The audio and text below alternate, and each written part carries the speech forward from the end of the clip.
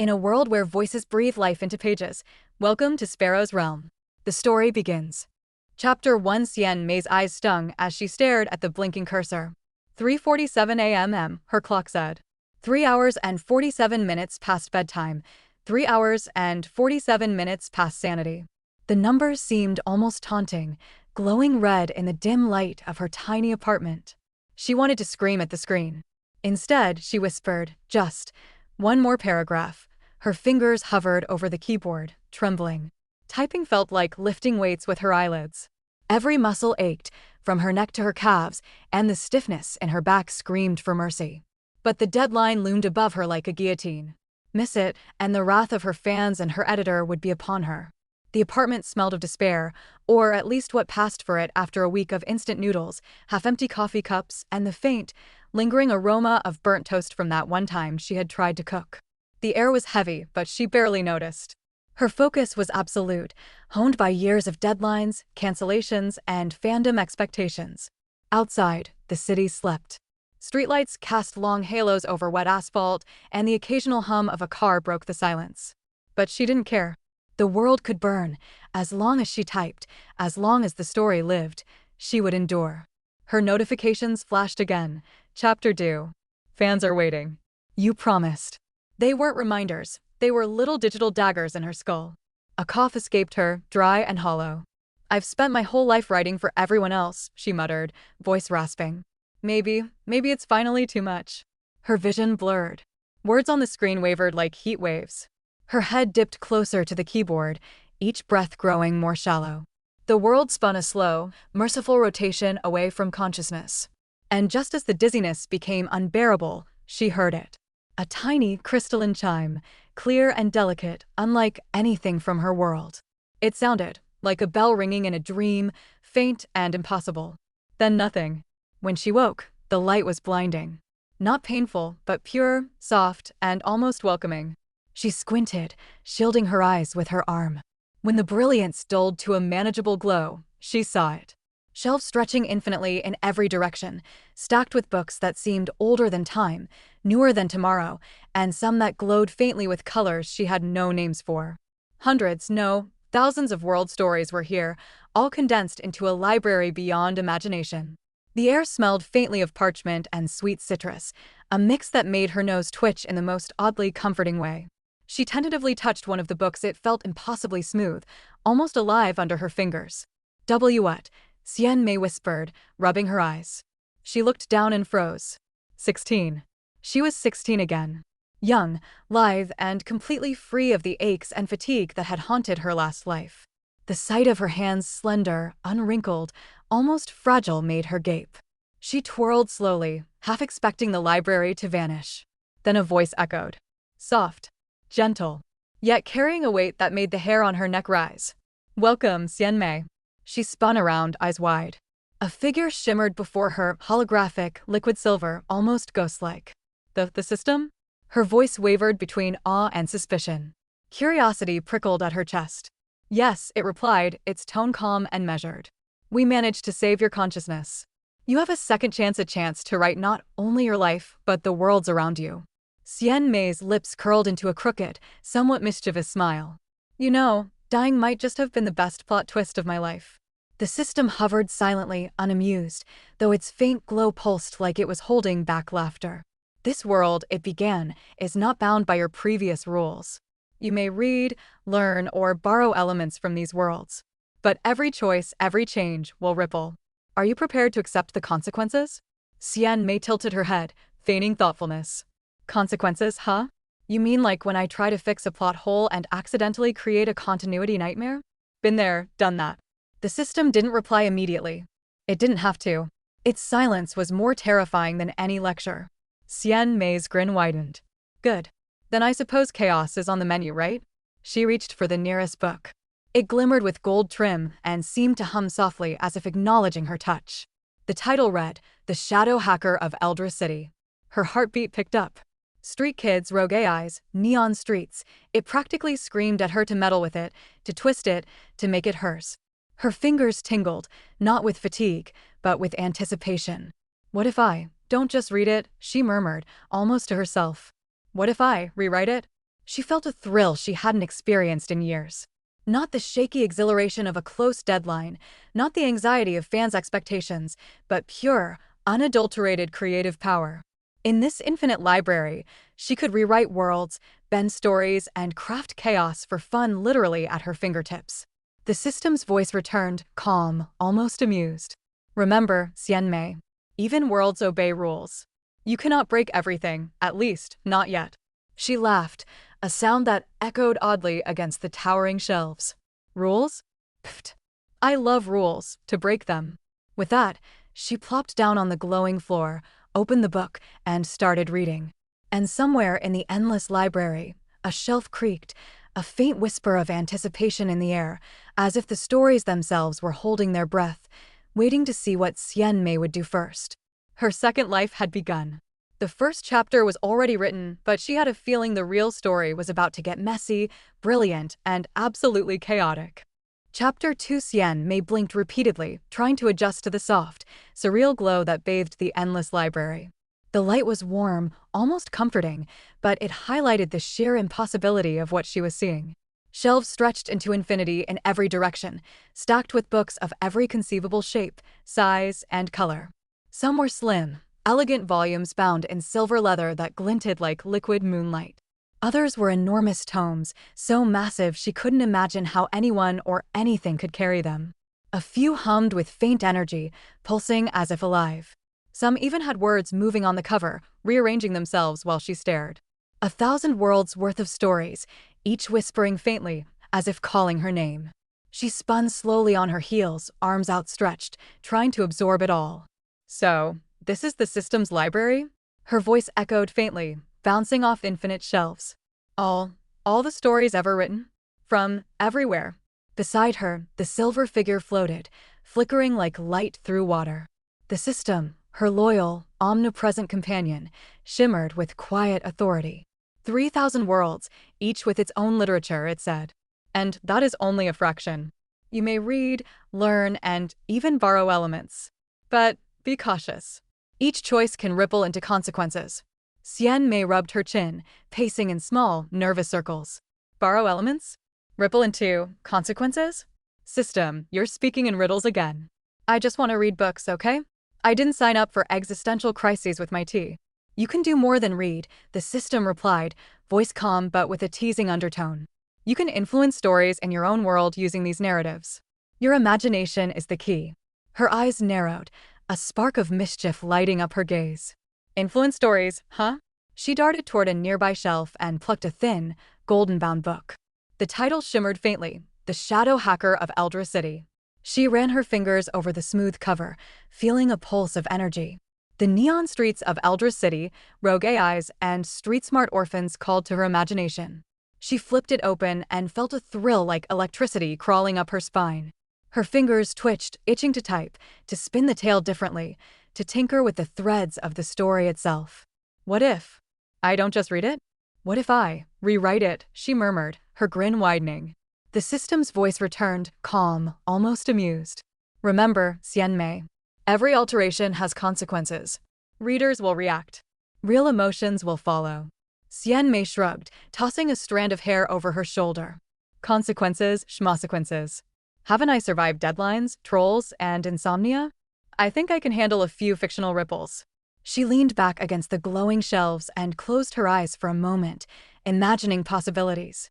A street-smart orphan with unexpected powers. A villain who wasn't entirely villainous. A city that seemed alive, humming with danger, secrets, and intrigue. Each character danced in her mind, waiting for her to guide them or misguide them. Somewhere deep in her chest, a thrill pulsed the same addictive rush she'd always felt finishing a story late at night, but multiplied 1,000 times. Perfect, she whispered to herself. This is going to be fun. As she opened the first page, she noticed tiny details she hadn't before. A street lamp flickered in Eldra City, not merely as description, but almost as a character. The AI in the background, usually predictable, pulsed with subtle personality quirks. Xian Mei realized she could twist these elements, make them unpredictable, make readers gasp, laugh, or cry. The system hovered silently, almost impatient. If you are not careful, it said, voice low, you could create chaos beyond what you imagine. Even small alterations can spiral. Xian Mei grinned wider. Chaos is my specialty. Besides, readers love it when the unexpected happens. She leaned closer to the book, tracing the story's threads in her mind. Every character was a node, every action a spark waiting to ignite. And she finally had the power to nudge the sparks wherever she wanted. The thought sent shivers down her spine. She imagined a mischievous tweak here, a surprise betrayal there. Lian, the orphan, could stumble upon a secret that changes everything. A villain could reveal a hidden motive that makes readers rethink morality itself. The city could almost breathe, react, and punish the characters for their mistakes. This, she whispered again, is like playing God, but funner. She laughed, soft and amused, leaning back against a glowing shelf. Somewhere in the infinite library, a shelf creaked, as if approving her enthusiasm. The stories seemed alive, anticipating the chaos and brilliance she would unleash. She glanced around, noticing details she hadn't seen before. Some books floated slightly above the shelves, defying gravity. Others emitted faint glows when she touched them, as if acknowledging her curiosity. Somewhere, a book shivered when she whispered a character name aloud.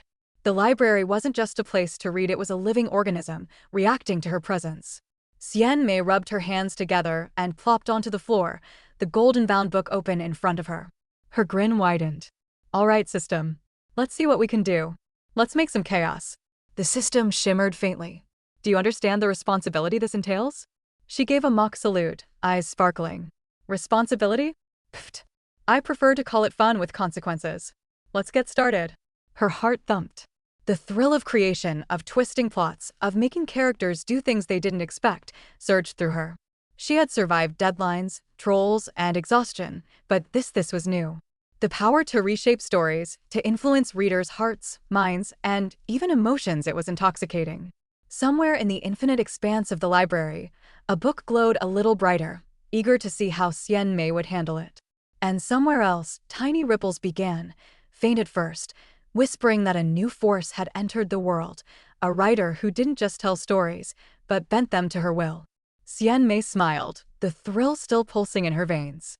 Let's begin, she said. One story at a time. One ripple at a time. And maybe, just maybe, I'll make the whole world a little more interesting while I'm at it. And so, her second life officially began not just as a reader, but as a manipulator of worlds, a weaver of chaos, and a girl ready to test the limits of her imagination. The infinite library waited, alive and expectant. And Xian Mei, finally free from deadlines and exhaustion, was ready to dive in headfirst. Chapter 3. Xian Mei settled cross-legged on the glowing floor of the system's infinite library, a golden-bound book open before her. Her fingers twitched with anticipation, hovering above the imaginary keyboard that shimmered in the air. All right, she muttered, let's see how far I can push this. The thrill pulsed through her veins. She wasn't just reading anymore. She was a creator, a manipulator of worlds, a conductor of chaos. Every character, every city street, every glint of neon light could bend to her whim. The thought made her grin like a cat plotting mischief. Her story was set in Eldra City, a neon-drenched metropolis alive with danger, secrets, and the hum of rogue AIs. Its streets glowed with flickering advertisements, holographic signs that blinked erratically, and puddles reflecting neon rain like fractured mirrors. The city thrummed with energy, and in its darkest alleys lived her protagonist, Lian. Lian wasn't just any street kid. She was clever, audacious, and constantly one step ahead of the city's corporate overlords. She sneaked past surveillance drones, cracked encrypted data streams, and left behind cryptic messages that drove the elite mad. Lian thrived on chaos, and now so did Xian Mei. Xian Mei muttered, tilting her head as her fingers twitched. She needs a twist. She imagined Lian hacking into the city's main security network not to steal, but to uncover a conspiracy involving a corrupt AI that had been quietly manipulating the stock market. The revelation would shock the city, but also, more importantly, it would make her readers gasp. Perfect. The system hovered silently, its silver form pulsing faintly. Remember, the ripple effect, it reminded, voice calm but carrying a subtle warning. Xian Mei smirked. Oh, I love ripples. The bigger, the better. Her fingers danced over the glowing keyboard.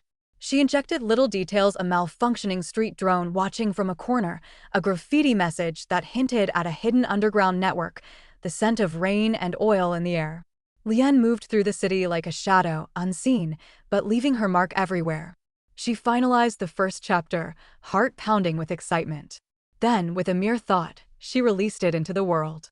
Instantly, notifications erupted like fireworks. Chapter 1 of The Shadow Hacker of Eldra City is live. Back in her reborn world, the story hit readers like a lightning strike. Some were curious, others bored, and some had no idea what hit them. The comments poured in almost immediately. This is kinda cool, said one tentative reader. Wait, what just happened with the AI? Another typed frantically, fingers flying. I skipped a sentence, and now I'm completely lost, a third complained, exasperated. Xian Mei leaned back, biting her lip to suppress a laugh. Perfect.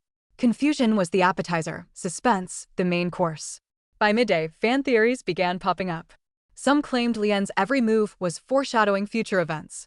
Others speculated wildly about secret identities, hidden alliances, and rogue AI motives. A few even started rewriting parts themselves, subtly echoing Xian Mei's influence without knowing it. Oh, this is going to get addictive, she whispered, eyes sparkling with mischief. Once they taste a little chaos, they'll need more. The system's voice broke her reverie, faint but amused. You're testing the boundaries of storytelling. Xian Mei smirked and leaned forward, her grin widening. Boundaries are meant to be crossed, dear system. And trust me, I've got plenty more tricks up my sleeve. She paused for a moment, looking around the infinite library. Each book seemed to pulse faintly, almost as if it was aware of her presence. They weren't just passive stories waiting to be read, they were alive, reacting to her energy, responding to her intentions. Some glimmered when she touched them, while others whispered softly when she read aloud, as if eager for her interference. Xian Mei ran her fingers over the edges of her golden book. She could almost hear the heartbeat of Eldra City echoing in her chest. The thought was intoxicating. She wasn't merely a writer, she was a force. The ripple effect wasn't abstract anymore, it was tangible. Every paragraph, every twist, every tiny detail she added shaped not only the fictional world, but the reactions of her real-world readers. The more she wrote, the more ideas surged. Lian could recruit allies, discover hidden tech, manipulate her enemies' plans, and leave the city in disarray, but elegantly with flair. Small, clever moments that made readers gasp, laugh, or curse her brilliance. Each sentence became a tool, a lever, a chance to tease chaos. This is better than any deadline, she whispered, a mischievous gleam in her eyes. No editors breathing down my neck. No deadlines. Just pure, unfiltered chaos. She imagined Lian leaving a cryptic message in the city's central hub, daring the corrupt AI to respond, knowing full well that it couldn't. Her fingers itched to write it, to shape it, to watch readers' reactions ripple across forums and chat rooms. Hours slipped by unnoticed. The library hummed softly, books glowing faintly as she worked, her mind sharp, alive, and unrelentingly creative. Xian Mei was lost in her world, in Lian's world, and in the strange in-between where she could shape both with a thought. By the end of her first full day, the story had a cult following. The fans were obsessed, theories multiplying faster than she could track. Lian was no longer just a character, she was a symbol, a spark of chaos that readers couldn't ignore. Xian Mei leaned back, rubbing her eyes and grinning like a mischievous goddess. And this, she whispered to the silent system hovering beside her, is only chapter 1. A faint pulse of light shimmered from the system, like a smile. Then let the ripples continue, it said. Xian Mei laughed softly. Chaos, suspense, mischief, it was all hers to command. And somewhere in the infinite library, books shifted subtly, anticipating the storm of stories that was about to unfold.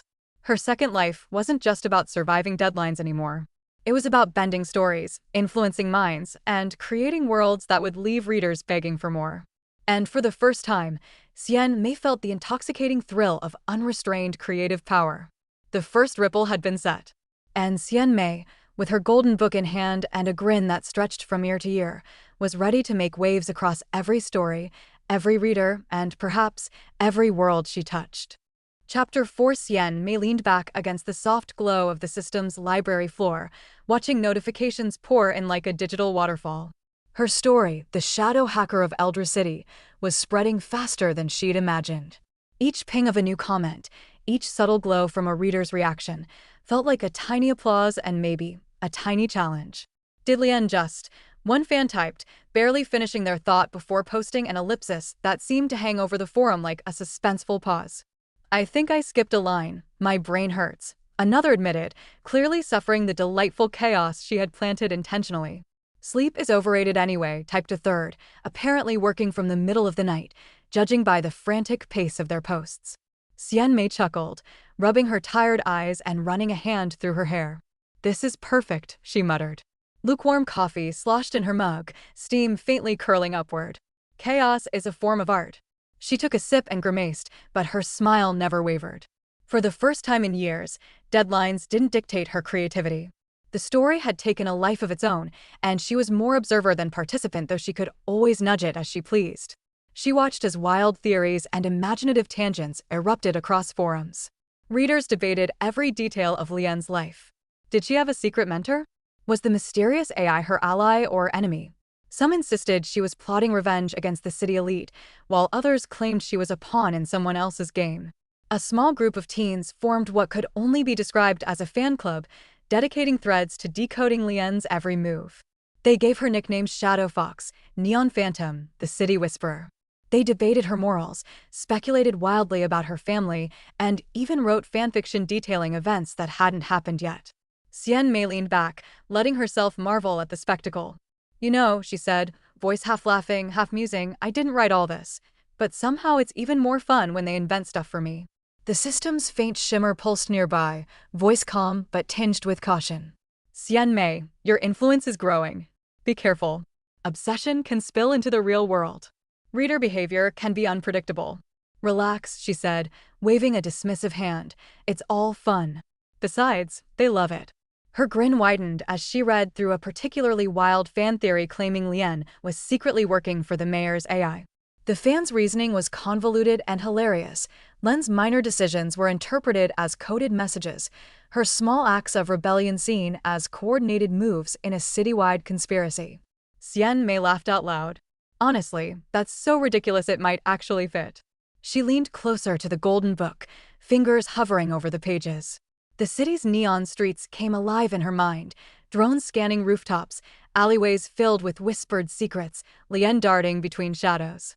And now, thanks to the readers, the city had gained a new layer of life, one she hadn't even written herself.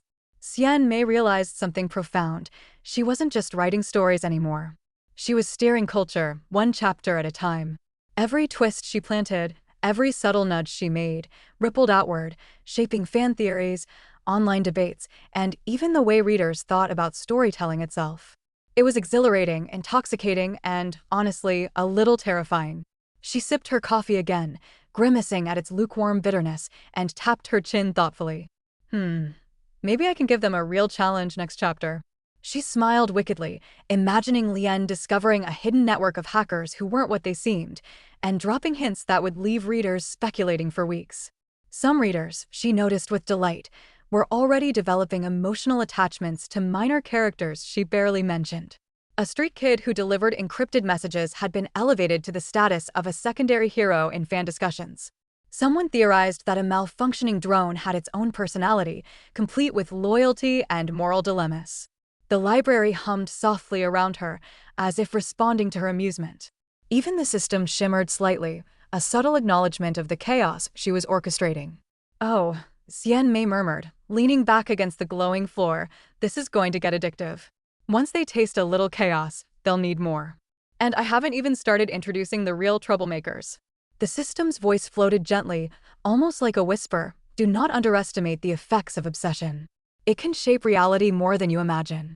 Reality, SCHMality, she replied, waving a hand dismissively with a grin. Let's see how far we can push them. Come on, system, tell me it's not exciting. It didn't answer, though a faint pulse from its form suggested amusement or perhaps resignation. Xian Mei opened the next page, imagining Lian uncovering a coded message hidden deep within the city's surveillance network. Her fingers danced in the air, rewriting dialogue, injecting tension, adding subtle hints. Every minor action rippled outward, creating not just a story, but a living puzzle for her readers to decode. As hours passed, she noticed the effects multiply. One forum thread exploded with a debate about whether Lian's cleverness was innate or the result of some secret mentorship. Another thread argued over the ethics of hacking rogue AIs even though no such plot point existed yet. Her readers were creating her story alongside her, a chaotic symphony of speculation and obsession. Xian Mei chuckled again, taking a deep breath. This is better than any reward I've ever gotten. Forget money, fame, deadlines. Chaos is the real currency. Even minor inconsistencies she'd left intentionally or not were being dissected with fervor. People were reading between lines she hadn't even written yet, projecting theories, imagining motivations, and assigning complex emotions to characters who were, at that point, still very much fictional. And the best part, she whispered, eyes sparkling, is that it's all unplanned. I'm just sitting back, watching the ripples spread. This is storytelling on a whole new level. A notification pinged again. Xian Mei grinned, scanning the latest comments. Some were exasperated, some euphoric, and some completely lost, but every single one was engaged. And that, she realized, was the true thrill. By the end of the day, her small cult following had become a growing wave of obsession. Her story wasn't just a narrative anymore, it was a phenomenon, a living, breathing ecosystem of fans, theories, and chaos. And Xian Mei, sitting cross-legged in the glowing library, golden book in hand, felt more alive than she had ever felt in her previous life, chained to deadlines and fatigue. She laughed softly, shaking her head in disbelief. I didn't just survive deadlines. I didn't just dodge haters. I've created a world that people need to engage with. And the fun is just beginning. Somewhere in the vast library, a book shimmered faintly, acknowledging her influence. And somewhere else, Xian Mei's readers unknowingly followed ripples she had already set into motion, threads of chaos growing faster than anyone could anticipate. Next chapter, she murmured to herself, curling her fingers around the edge of the golden book. Let's see how wild we can get. And with that, the first true wave of Xian Mei-induced chaos had begun. Eldra City wasn't just her story anymore, it was a playground, and her readers were both audience and participants in the brilliant, unpredictable symphony she had orchestrated. Chapter 5 Word of Xian Mei's story spread like wildfire, and with wildfire came smoke, and some of that smoke was decidedly toxic. By the second week after the first chapter went live, she noticed subtle shifts in the forums. Anonymous posts appeared under threads discussing the shadow hacker of Eldra City. Comments that started as playful speculation gradually shifted toward criticism, nitpicking, and outright malice. Unrealistic plot points, one user wrote. Overhyped chaos, another chimed in. I'm spoiling the ending to ruin the fun, threatened a third. Xian Mei raised a brow and leaned back, swirling her lukewarm coffee. Oh, honey, she murmured with a sly grin, spoilers only make it tastier. She almost wished the troll would actually try it. She had a few ideas for how to turn that type of chaos into gold. And chaos she knew. Xian Mei had spent years wrangling deadlines, angry editors, and fans who either adored or despised her work. She had survived them all. But this was different. The challenge was no longer just creative, it was competitive. Her first tangible rival appeared a few days later. Jun, a pompous, self-important author, had been quietly building a reputation in the online forums as the next big thing. His stories were polished, predictable, and utterly devoid of the kind of unpredictable mischief that made Xian Mei's work explode. Jun decided to strike publicly. He posted a new serialized story, The Corporate Hero, the tale of a flawless CEO who single-handedly solved corporate espionage, romance, and world-ending crises simultaneously. Jun's fingers must have hovered above his keyboard for hours, polishing every sentence, every plot point, ensuring perfection. He posted a bold announcement, a story for readers who want intelligence, order, and heroism. Not childish chaos. Xian Mei scrolled through it, sipping coffee, eyes half-lidded in amusement. Her fingers hovered above the reply box. She typed slowly, carefully choosing her words. Dear Jun, she wrote, I admire your effort. Truly. But some of us prefer our chaos served with a hint of unpredictability. Flawless heroes can be so boring. She hit send and chuckled. The reaction was instantaneous. Readers flocked to Lian's story, drawn not just to her clever protagonist, but to the delightfully messy unpredictability Xian Mei offered. Jun's perfectly polished story, despite its promise of sophistication, fell flat. Fans openly compared the two. Lian was thrilling, the CEO predictable. Lian was alive, the CEO mechanical. Lian made them gasp, the CEO made them yawn. Xian Mei leaned back against a glowing shelf in the system's library, arms crossed, grinning. Well, that's one down, she muttered. She could almost hear the faint pulse of the books around her, responding to her satisfaction. Chaos had won. But she knew rivalries weren't just about skill, they were about strategy. Every author wanted attention, influence, and control over the reader's imagination. Xian Mei realized she would need tactics, the same way she manipulated stories in Eldra City. Writing a popular story wasn't enough. She had to think like a strategist, a general leading troops across unpredictable terrain. Her fingers hovered over the golden book, tapping lightly as she pondered. How could she respond to Dejun? Subtlety, she decided, was the weapon of choice. She didn't need to attack, she needed to reinforce her strength.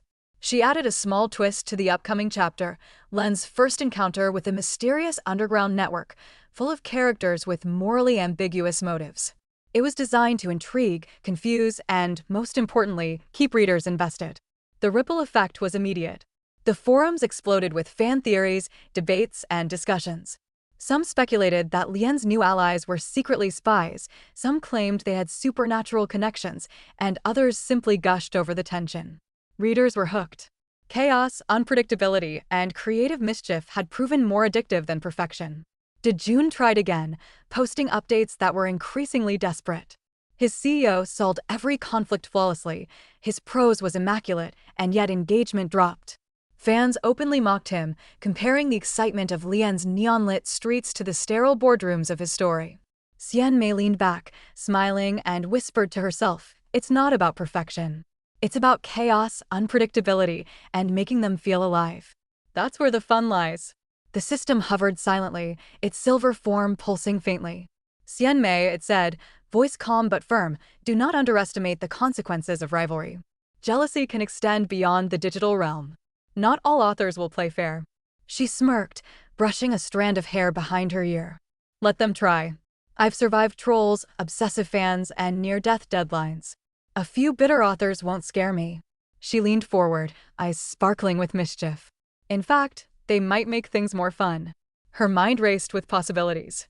If an author tried to sabotage her, she could use it to her advantage. A rumor here, a carefully planted misdirection there. Stories, after all, were living things. They could be shaped, twisted, and leveraged for maximum effect. She could turn rivalry into narrative fuel. And then, a particularly audacious post appeared on a forum. "If Xian Mei thinks she can play with chaos, wait until she sees the competition." Xian Mei laughed aloud, startling a hovering silver book nearby. "Oh, honey," she whispered, "you just signed up for the fun ride." She leaned back, golden book in hand, and imagined the next chapter of Lian's adventures. Perhaps Lian would uncover a rival hacker group trying to control the city's information flow, mirroring Xian Mei's own real-world rivalries. Perhaps twists would unfold, leading readers into debates and obsession that mirrored her carefully orchestrated chaos. The thrill of strategy, the delicate dance of narrative influence, surged through her. Xian Mei realized that storytelling wasn't just entertainment, it was power. Each chapter was a move on a chessboard, each fan reaction a ripple she could study and manipulate. By the end of the day, Dejun had retreated into defensive postings, his confidence waning.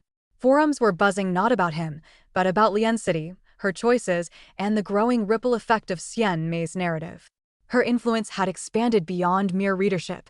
She was shaping the conversations themselves.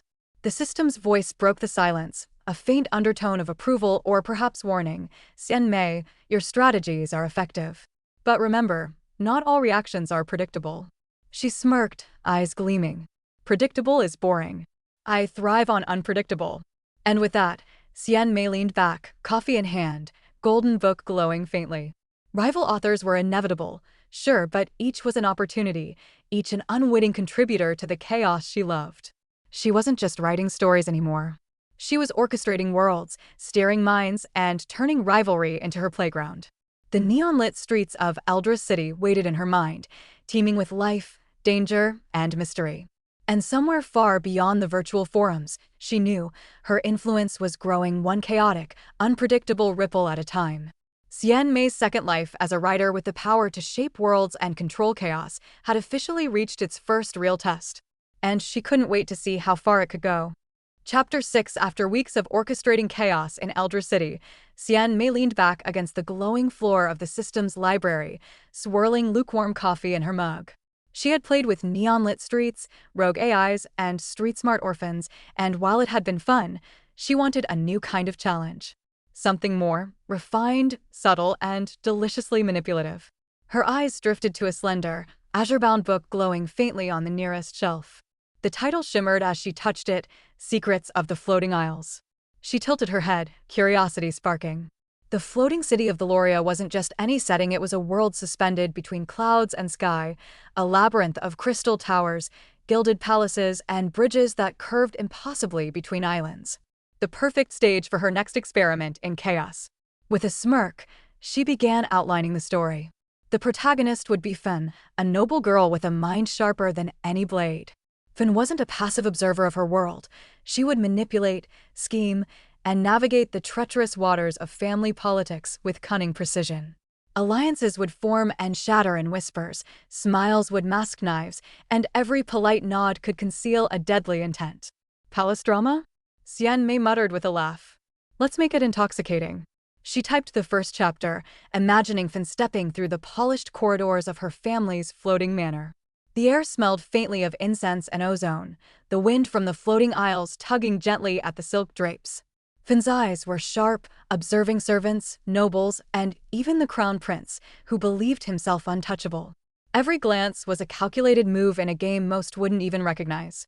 Xian Mei added subtle layers, an idle whisper overheard in the corridor that hinted at betrayal, a jeweled goblet left suspiciously near the prince's seat, a faintly crumpled letter that could change the course of an alliance. She reveled in planting tiny seeds of suspense, knowing readers would devour them, analyze them, and debate them endlessly. The first comments came slowly, polite curiosity at best. Palace politics? Why would anyone care? One reader typed. Xian Mei leaned back, grinning. They'll care. Oh, they will care. By the third chapter, the tides had turned. Fen had orchestrated her first small victory. She had outsmarted the crown prince, turning what looked like a minor palace ceremony into a revelation that exposed secret betrayals among the noble families. The comments section exploded. She just outsmarted the crown prince again, one fan exclaimed. I need the next chapter now, another practically begged. I can't believe how clever Fen is, typed a third, gushing. I think I have feelings for her intelligence. Xian Mei laughed, nearly spilling her coffee. The chaos was subtler this time, but it was no less satisfying. She leaned closer to the screen, tracing Fen's next moves, planting mistrust between two rival houses, sending cryptic notes to key players, and maneuvering palace staff to her advantage without anyone noticing. The system hovered beside her, silver form flickering faintly. Your readers are reacting more strongly than expected, it observed. High society intrigue often fosters obsession. Be cautious, fan fixation can grow rapidly. Xian Mei waved a hand dismissively. Relax. Obsession is fun. Besides, it keeps them coming back. She typed with renewed vigor, adding subtleties that only careful readers would notice. A smile here, a carefully chosen word there, an offhand remark that hinted at Fen's true intentions. Each tiny layer made the story richer, more addictive, and, most importantly, more irresistible to her audience. By Chapter 5, Fen had orchestrated a delicate betrayal that left the capital's high society reeling. Nobles whispered of her cunning, mistresses exchanged nervous glances, and courtiers began to suspect that beneath Fen's polite demeanor was a mind that could topple empires, or at least disrupt the carefully arranged hierarchy of Veloria. Readers devoured it. Threads discussing Fen's strategies multiplied. Some debated her ethics. Was she ruthless or simply clever? Others praised her ingenuity. Fanfiction and art sprang up, depicting her schemes, her alliances, and even imagined conversations that weren't in the chapters yet. Xian Mei leaned back, sipping her coffee, grinning like a goddess watching the ripple effect. The fun didn't stop there. Xian Mei added subtle chaos to Fen's personal life. A seemingly loyal friend revealed ambiguous motives, a minor noble plotted an unseen revenge, and a secret society whispered rumors of rebellion. Each development was like tossing a pebble into a still pond. Ripple spread, speculation grew, and fan theories multiplied exponentially. She's like a chess master, one reader typed breathlessly. Every move has meaning. Every smile is a trap. I'm obsessed. Xian Mei chuckled, leaning against a shelf. Obsessed? Good. Perfectly obsessed. That's exactly the point. She imagined Fen, seated atop a balcony overlooking the cloud-filled city, calculating her next step while the palace below squirmed in tension. Fen was no longer just a character. She was a force that made readers think, guess, and debate endlessly. Even minor characters gained new life under Xian Mei's subtle manipulation.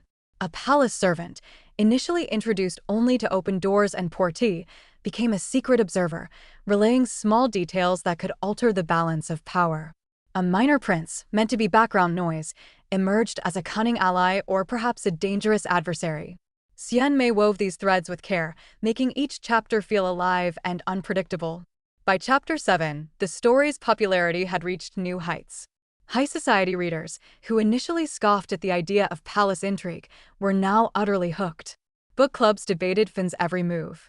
Socialites exchanged theories over tea. Even rival authors began sneaking peeks, trying to decode how a simple palace drama had captured the imagination of so many. Xian Mei smiled at her success. This story wasn't just entertainment, it was influence. She was shaping culture in her world, one chapter at a time, manipulating intrigue, tension, and fan obsession like a puppeteer with invisible strings. The system's faint voice drifted near, almost amused. Your manipulation of readers is effective. But remember, obsession can become unpredictable. Xian Mei leaned back, golden book glowing faintly beneath her hands. Unpredictable is part of the fun. I'm not just telling a story, I'm controlling the currents, seeing who swims and who gets swept away. And with that thought, she turned back to Fen, already plotting the next twist. A secret alliance between minor nobles that would unexpectedly challenge Fen's position. A stolen message hinting at a coup. Perhaps even a romance designed to keep readers guessing, not sentimental, but strategic. The floating city of the Loria shimmered in her mind, alive with intrigue, betrayal, and brilliant cunning. Xian Mei's audience had been lured in, addicted, and utterly incapable of looking away. Her story was no longer just a tale, it was a playground for obsession, debate, and imagination. Next chapter, she whispered, eyes sparkling, let's see how tangled we can make these webs. And somewhere in the infinite library, the azure-bound book shimmered in response, as if acknowledging that its mistress had found the perfect way to twist politics, manipulate hearts, and orchestrate chaos, all from the lofty heights of the floating isles. Chapter 7. After weeks of chaos, intrigue, and cunning in the Loria, Xian Mei felt the urge to push her storytelling in a different direction.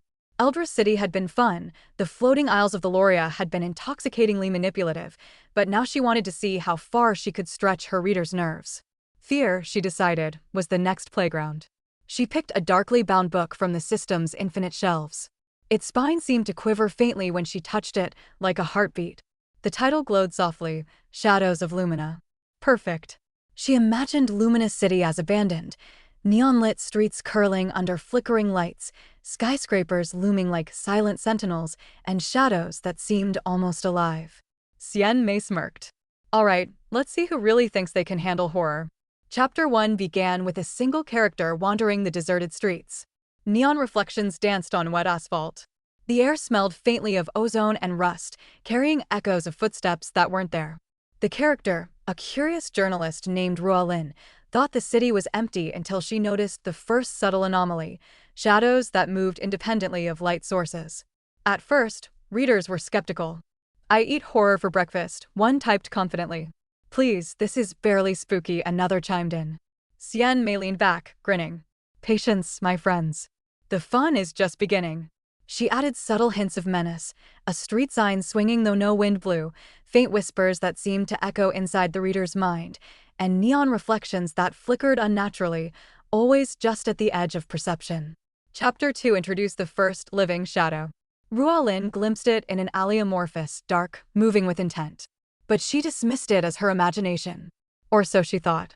Xian Mei planted breadcrumbs of doubt, a door that had been locked hours before now ajar, a message appearing on a flickering holoscreen that she hadn't typed.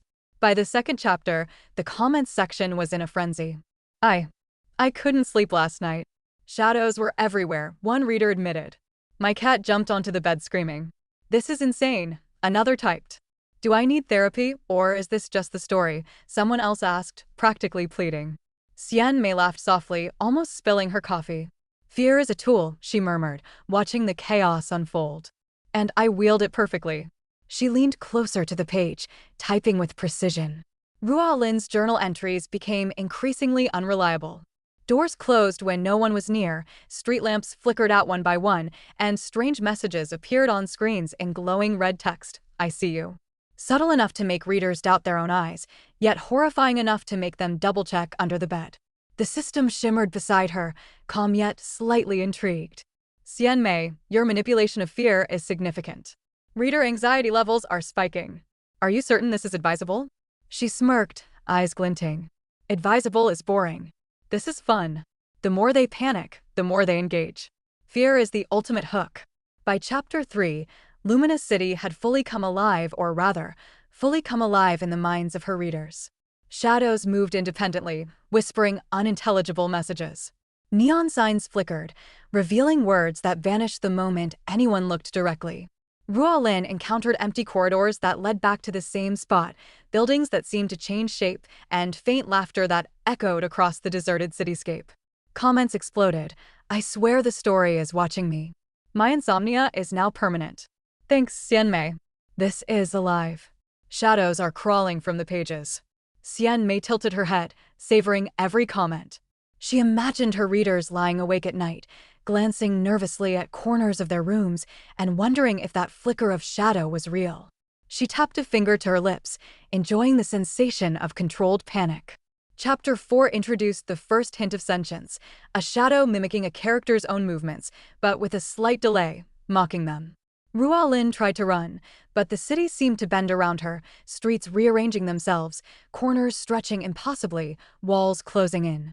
Every moment was designed to heighten tension without revealing the source of danger. By this point, even the most skeptical readers were hooked. Fan theories flooded the forums. Some claimed they could see the shadows in their peripheral vision. Some argued the story's text had subtly changed overnight. And one particularly bold reader insisted that Luminous City itself had slipped into reality for a moment. Xian Mei grinned at the threads. Yes, exactly.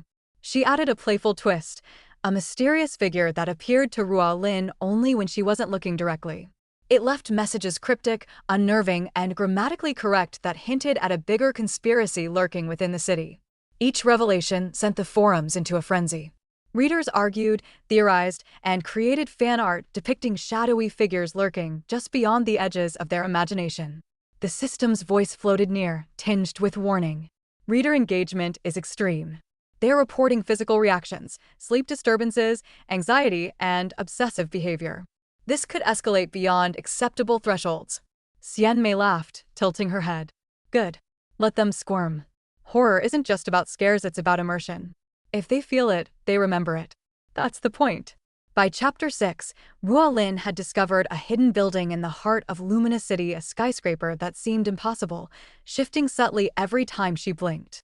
Shadows had taken a more active role. They whispered, blocked exits, and led her into traps that might not have existed in the first place. Every chapter ended with a cliffhanger designed to torment readers, ensuring they returned despite, or perhaps because of the creeping fear.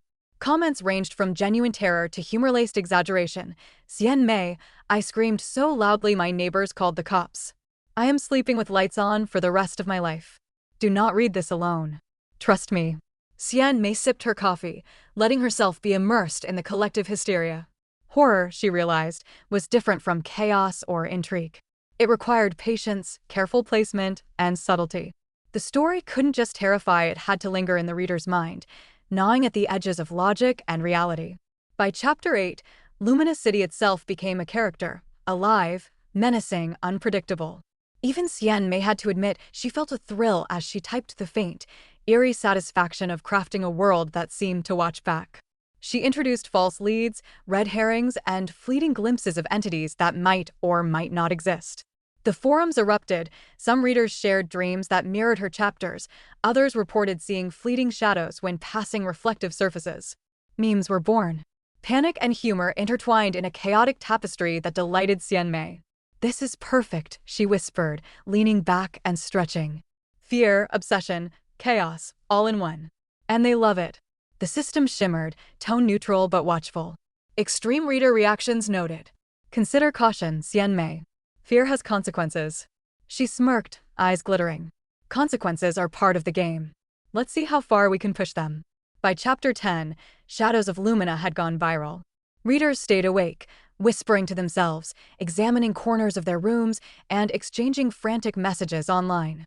Some even admitted they had stopped reading alone, pairing up with friends or siblings just to brave the story together. The narrative had transcended text, it had become an experience.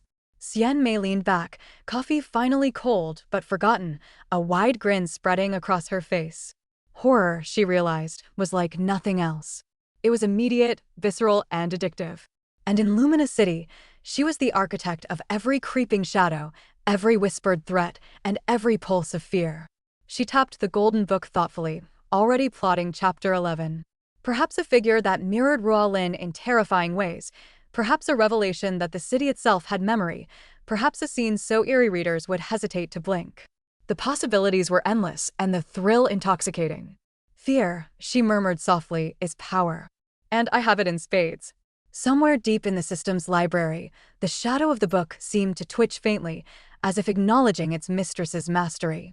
And somewhere else, in bedrooms and dorms across the world, readers lay awake, staring at corners, imagining Lumina City stretching infinitely beyond the page just as Xian Mei intended. Chapter 8. After testing chaos in Eldra City, manipulating high society in the Loria, and scaring her readers half to death in Lumina City, Xian Mei decided it was time for something even more ambitious, a cultivation world. She wanted sprawling landscapes, mystical energy, martial arts, and absurdly high stakes. But this time, she would do it differently. Not a flawless hero who meditates for 3 years and ascends to godhood, no. She wanted a lazy prodigy, someone who seemed to do nothing, but secretly held the power to shake entire realms. She traced her fingers over a deep green book in the system's library. Its title, Jian of the Hidden Arts, pulsed faintly. Xian Mei grinned. Oh, Jian, you're going to cause so much trouble. Jian was a contradiction, unassuming, even slovenly, lounging in a corner of his sex training hall with messy hair and a scowl permanently etched on his face. Yet behind those tired eyes, he had secretly mastered forbidden cultivation techniques, surpassed elder masters, and could annihilate demons before breakfast. Chapter 1 introduced Jian half asleep in the sex courtyard. A senior master barked orders, swords clashing and chi energy sparking in the air. Jian yawned, stretched lazily, and muttered, "Do I have to?" The hall erupted in confusion and laughter. Readers immediately loved him not because he was heroic, but because he was relatable. "I don't get it," typed one early reader. "How can he just sit there while people are fighting? Isn't this supposed to be a martial arts story?" Xian Mei chuckled. "Exactly," she murmured. "The fun is in the contradiction." By chapter 3, Jian's secret mastery began to subtly reveal itself. He casually flicked his wrist, sending a group of arrogant disciples flying across the courtyard not violently, but elegantly, as if they had tripped over invisible strings. He muttered an apology midair. "Sorry, I guess I miscalculated." The audacity, the comments section exploded. "He's cheating. This isn't fair." Cheating or not, I want more of this lazy prodigy. I swear he just broke the laws of cultivation and physics at the same time. Xian Mei leaned back, coffee in hand, savoring every reaction.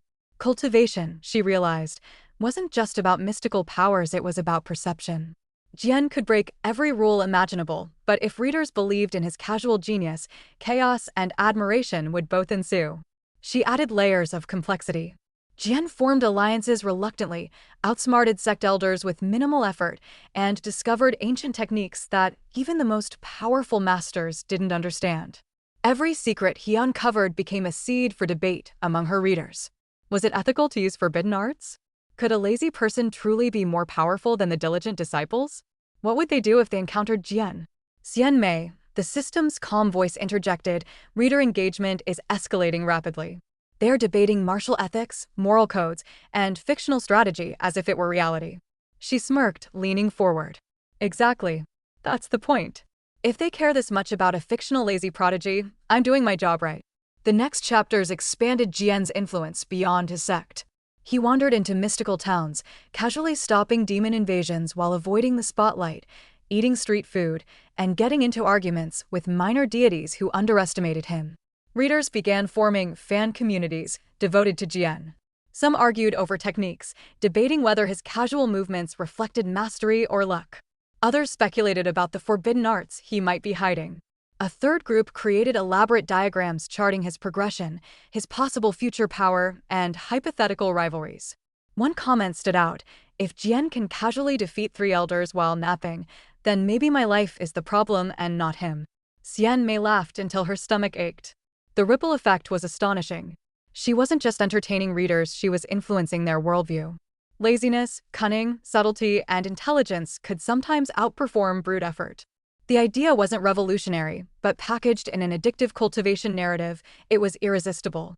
By Chapter 6, Jian had encountered the first major antagonist, a renowned prodigy from a rival sect who prided himself on strict discipline and visible effort. The rival publicly mocked Jian's lax attitude, claiming mastery was earned through sweat and suffering. Jian, of course, responded by letting a spiritual energy trap of his own creation do the humiliating work for him. The comments section erupted in chaos. Okay, now I respect him. I am both terrified and in awe.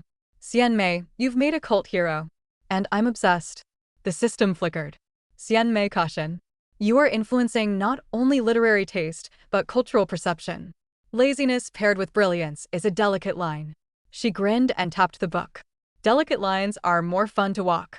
Besides, readers love watching someone do everything wrong while still winning. By Chapter 8, Jian's antics had sparked multiple online debates. One fan argued that Jian's ethics were questionable, another claimed he was a role model for efficiency. Threaded discussions about cultivation techniques became heated, with fans sharing charts, predictions, and fan-made illustrations. Xian Mei leaned back, golden book glowing softly beneath her hands. The thrill of control, of creating ripples across fandoms, was intoxicating. Her story had grown beyond mere entertainment. It was a conversation, a debate, even a form of social experimentation. She decided to escalate. Chapter 10 introduced a forbidden temple that contained the secrets of immortality. Jian's rivals attempted to enter first, only to be thwarted by traps Jian had lazily preset weeks before. He emerged from a nap in the temple courtyard, stretching, smiling faintly, and offering cryptic advice that left both allies and enemies puzzled. I can't believe he just did that while sleeping, one reader typed in amazement. Xian Mei, stop breaking the universe with a napping guy, another shouted. I need a Jian fan club. Immediately. Xian Mei smiled, leaning back in her chair, feeling a familiar rush. She had created chaos before, but this was structured, seductive, and maddening. Cultivation worlds were often filled with perfection, hierarchy, and discipline. Jian shattered all of it with a casual flick of his hand and a yawn. By Chapter 12, Jian's story had truly gone viral. Readers across forums formed alliances and factions, discussing techniques, morals, and plot predictions. Some theorized that Jian might secretly have divine backing, others swore he was destined to surpass gods themselves. Each debate spun off into its own mini-community, creating fan art, memes, and obsessive analyses. Xian Mei leaned back, stretching, her grin wide. I'm not just entertaining them, she murmured. I'm shaping them, making them think, argue, obsess, and love it. Even the system seemed to hum faintly, an almost imperceptible ripple passing through its form. Xian Mei, it said, your influence is unprecedented. You have transformed reader behavior into active engagement and societal reflection. She tapped the golden book, eyes glittering. Unprecedented? Perfect. That's exactly how I like it. By the final chapter she drafted for now, Jian had outwitted the sect elders, foiled a demon incursion, and discovered a mysterious artifact capable of altering cultivation laws. All while continuing to nap, complain, and eat street food like an unbothered teenager. The forums were ablaze. Arguments, alliances, memes, and predictions ran wild. Jian had become a cultural phenomenon, a symbol of laziness, ingenuity, and subtle chaos. Xian Mei leaned back, satisfied, sipping her cold coffee. She had created a world where rules bent to cleverness, where appearances were deceiving, and where chaos was disguised as casual effort. She realized, with a thrill, that she wasn't just telling stories anymore. She was shaping perceptions, steering debates, and influencing thought even across mystical lands. Next chapter, she whispered, fingers hovering over the glowing keyboard. Let's see how far we can push them. Forbidden arts, rival sects, maybe even a surprise god or two. Jian won't lift a finger, but they'll all notice him. And somewhere in the system's library, the green-bound book pulsed softly, as if acknowledging its mistress's mastery over chaos, fandoms, and imagination alike. Chapter 9. After the chaos of Cultivation Worlds, horror in Luminous City, and palace intrigue in the Loria, Xian Mei decided it was time for something lighter, at least in tone, if not in stakes. Romance, adventure, comedy, and why not throw in pirates while she was at it? After all, nothing captivated readers quite like a clever, swashbuckling anti-hero or, in this case, anti-heroine. She reached for a deep blue book on the system's library shelf. Its spine seemed to ripple like ocean waves. The title glimmered faintly, Kalara, Queen of the Crimson Seas. Perfect. She envisioned Kalara immediately, rebellious, witty, and impossibly charming. A pirate queen who could sword fight, outwit a fleet of naval ships, and still find time to flirt with danger. Xian Mei grinned. Let's see how many hearts we can steal this time. Chapter 1 opened on the deck of the Crimson Siren, Kalara's infamous ship. The sails snapped in the wind, the sea glittered under a dying sun, and Kalara stood at the bow, hands shading her eyes, grinning at a fleet of Royal Navy ships giving chase. "Huh," she shouted, voice carrying over the waves. "Do they really think they can catch me?" Her first mate, a grizzled man with one good eye, raised an eyebrow. "Queen Kalara, perhaps discretion?" Kalara waved him off, flipping effortlessly onto the rigging, a laugh escaping her lips.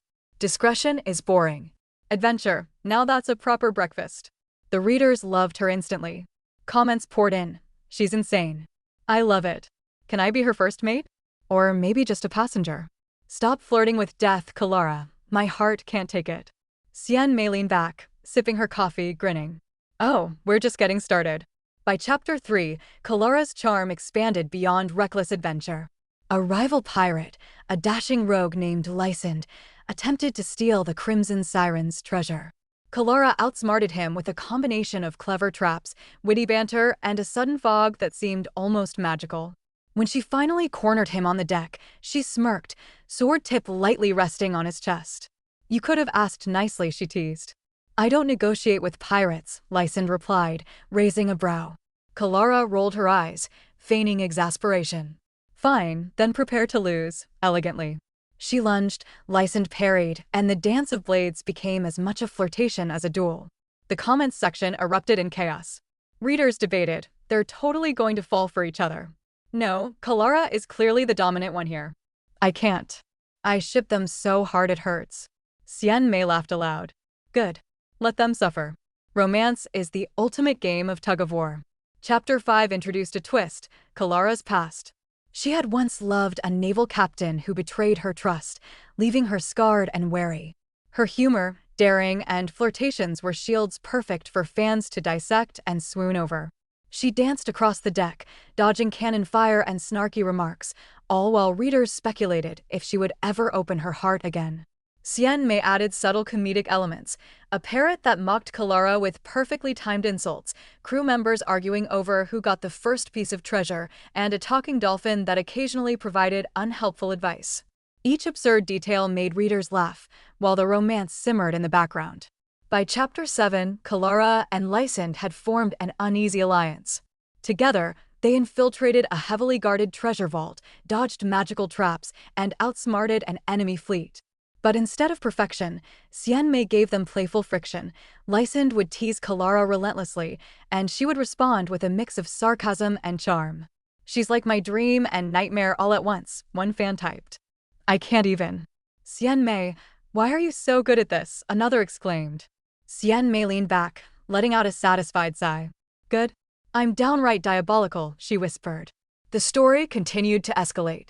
Chapter 9 saw Kalara facing a moral dilemma: save her crew from a collapsing port or capture the treasure that could secure her dominance over the seas.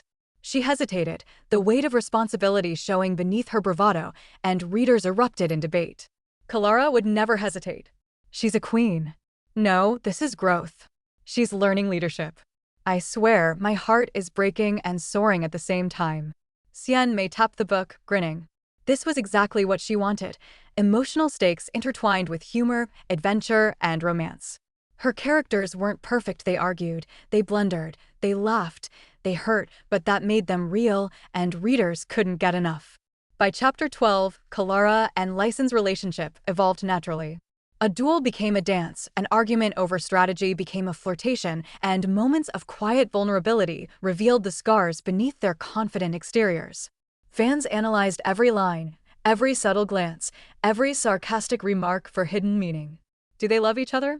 Are they just teasing? I need the next chapter now. I can't handle this tension. I'm going to die. Kalara is my hero. Lysand is my heart. I don't know what's happening, but I ship it. Xian Mei chuckled. She had successfully blended adventure, romance, and comedy, keeping readers addicted across genres. They laughed, cried, and obsessed, all at once. The system hovered nearby, silver light rippling faintly. Xian Mei, your manipulation of reader emotion is complex. You are blending genres and triggering multiple psychological responses simultaneously. Exactly, she said, leaning forward, eyes sparkling. Romance, humor, adventure, they're all tools. If I can make them feel, laugh, and panic at the same time, they'll never leave. By chapter 15, Kalara had orchestrated a daring heist on a Royal Armada ship, rescued a kidnapped diplomat, and outwitted a traitorous ally, all while maintaining her signature charm. Lysand, of course, was at her side, arguing incessantly and earning her rare, amused glances. The crew adored her, readers adored her, and even Xian Mei had to admit she was having too much fun. Every chapter ended with a cliffhanger, Kalara swinging across rigging to escape an explosion, Lysand revealing a secret, or a mysterious figure watching from a distant cliff. The perfect hooks kept fans returning chapter after chapter. By the end of the volume she had drafted so far, Kalara was more than a pirate queen, she was a phenomenon. Readers debated her decisions, argued over her morality, and laughed at her jokes. Fan art, memes, and shipping posts flooded forums. She had become a multi-genre sensation, simultaneously embodying cunning, bravery, wit, and heartbreak. Xian Mei leaned back in the glowing library, golden book resting on her knees, sipping coffee and smiling. She had crafted chaos, romance, adventure, and humor, all in one seamless tale.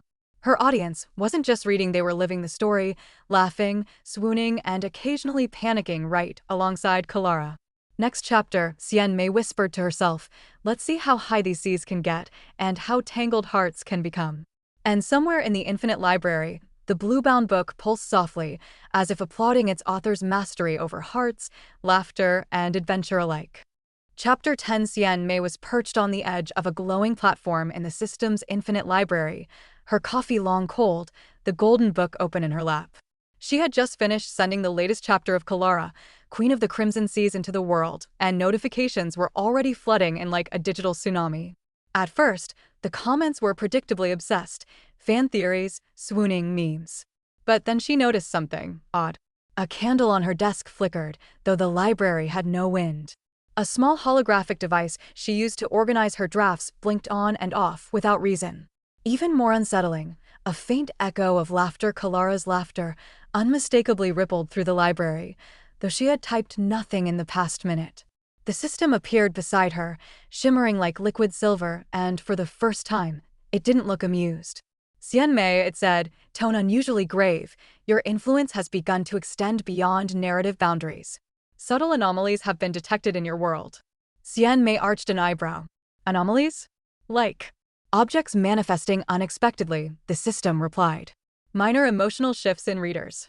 Instances of reality bending in response to your writing patterns. Xian Mei tilted her head, pretending to consider. Oh, well, I might have made a few characters a bit too compelling. Maybe 1 or 2 people are hugging their pillows tighter because Kalara yelled at them through a story chapter. But bending reality? That sounds dramatic. The system's glow dimmed faintly, a digital sigh. Power has limits. You are approaching them.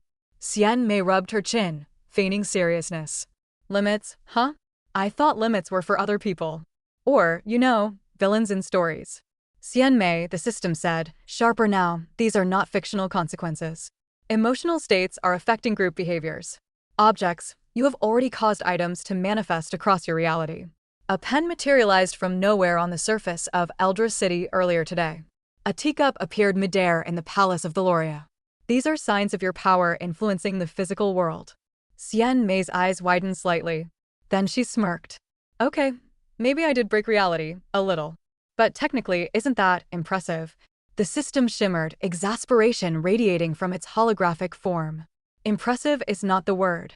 Dangerous would be more accurate. Fiction must not bleed into reality unchecked. Xian Mei leaned back in her chair, stretching. Dangerous, sure, but exciting. I've always wanted to see what chaos looks like when it leaps off the page. Chaos without control can be catastrophic, the system warned. You are bending emotional patterns, manifesting physical items, and influencing group behavior at an unprecedented scale. Reader obsession is becoming tangible. Xian Mei laughed softly, but there was an edge of concern beneath it. Okay, so maybe the fans hugging their pillows isn't a problem. But manifesting a teacup in the middle of a palace? That's new. That's kind of fun, actually. I can imagine it. A noblewoman sipping tea, startled mid-gossip. Fun is irrelevant, the system replied. Your actions ripple across multiple realities. They will escalate if not monitored carefully. You must learn responsibility before consequences worsen. Xian Mei's grin faltered. Responsibility, huh? She tapped her finger on the glowing keyboard hovering before her. That's boring. Responsibility is essential, the system insisted. Without restraint, the ripple effect may spiral uncontrollably. You enjoy experimenting with narrative influence, but now it extends beyond readership into real-world consequences. Xian Mei tilted her head thoughtfully, fingers still hovering above the keys. Real-world consequences, like? A minor example, yesterday, in Eldra City, a neon sign from one of your stories briefly manifested, displaying a chapter excerpt. Citizens reported whispers echoing from the sign passages that had not yet been released. Temporary panic ensued. Some readers laughed, some cried, others fled the streets thinking it was haunted. Xian Mei blinked. Temporary panic, okay. That's slightly concerning, but also hilarious. I wish I'd been there. Your amusement is inappropriate, the system said sternly. Another example. In Loria, a minor court official began acting out a scene from your story writing letters that no one asked for, aligning factions according to plot points you invented. Entire social structures are being subtly manipulated. Xian Mei chewed her lip. So people are literally following my stories without realizing it. That's powerful. She leaned back, spinning in her chair. Maybe a little too powerful. The system's glow pulsed. Indeed. You must implement checks. Exercise caution. Creativity alone is insufficient. Responsibility is now required.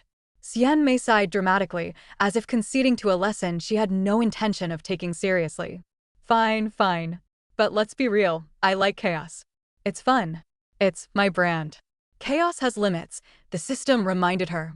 Your world is starting to bend according to narrative impulses. Even minor actions introducing a new character, tweaking a plotline can manifest physical or emotional phenomena outside your fiction. One careless chapter could escalate beyond control. Xian Mei's eyes sparkled with mischief. So, basically, I'm a reality bender now. That's not bad. Not bad at all. The system's voice was steady but firm. Xian Mei, humor aside, you must consider consequences. Fiction is not your sandbox anymore. Real effects are occurring. Xian Mei paused, tapping her fingers on the glowing platform. Her mind raced, thinking of all the stories she had unleashed. The chaotic Lian in Eldra City, scheming Fun in the Loria, terrifying Ruolin in Lumina, lazy Jian in the cultivation world, and of course, Kalara, the pirate queen. Each had left its mark on readers, subtly shaping their behavior and emotions. She swallowed, a flicker of unease creeping in. So, if I keep going, what happens? More teacups? Haunted neon signs? Emotional roller coasters in real life? Yes, the system confirmed. And potentially far worse. Readers' mental states, social structures, and physical objects may all continue to respond to your narratives. You are bridging imagination and reality. Xian Mei leaned forward, fingers brushing the golden book in her lap. Bridging imagination and reality, wow. That's actually kinda cool. Also terrifying. Precisely, the system said. Your actions have power. That power is not limitless, and it is not without cost. You must learn responsibility if you wish to continue. Xian Mei slumped back, crossing her arms, staring at the glowing shelves of books that stretched infinitely in all directions. She had always loved chaos. Loved fan reactions. Loved creating worlds that made people think, laugh, cry, and panic. But now, she realized responsibility wasn't just a suggestion. It was the next challenge. Fine, she muttered. I'll try to keep reality mostly intact. Mostly. She gave a sly grin. Maybe a teacup or two appearing for fun. But otherwise, I can play nice. The system shimmered faintly, acknowledging the concession. That is a start. But your influence is significant. Carefully consider the consequences of your narrative choices. The balance between creativity and reality must be maintained. Xian Mei tapped her finger to her lips, already plotting. She had stories to write, worlds to shape, and readers to enthrall. But now, with the knowledge that reality itself could ripple in response, each word became a tool, a weapon, and a responsibility. Reality bending, she whispered softly, almost to herself. Guess I'll have to get used to this new kind of fun. Somewhere in the library, the faint echo of a teacup clinking sounded, though no one else was there. Xian Mei smiled. Maybe she'd leave a little chaos anyway. After all, it was hard to resist. Chapter 11. Xian Mei had thought she understood chaos. She had written terrifying horrors, political intrigues, swashbuckling pirates, and lazy prodigies who broke the rules of cultivation. She had stirred reader obsession, laughter, tears, and panic. She had even bent reality a little or a lot through her stories.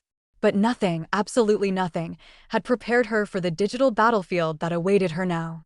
It started subtly. Posts appeared on forums, anonymous critiques, vague comments, hints at spoilers. They were dismissed at first. After all, trolls existed everywhere. But soon, patterns emerged. A coordinated effort was underway. Rival authors, bitter and jealous, were trying to sabotage her newest story. Xian Mei leaned back in her chair, fingers hovering over her glowing keyboard in the system's library. "Oh, so this is war, huh?" she murmured. "And here I thought my biggest battle was with deadlines." The first wave hit in the form of fake spoilers. Lian supposedly dies in Chapter 2, Jian abandons his sect, Kalara falls in love with the wrong person, and Fun is revealed to be secretly allied with the villain. Each post was crafted carefully, baiting her readers with uncertainty and outrage. "Oh, honey," she whispered, smirking, "you really think you can ruin my chaos?" Amateur hour. She tapped her fingers on the keyboard, letting her mind spin. Spoilers? Fake critiques? Misguided assumptions? Perfect.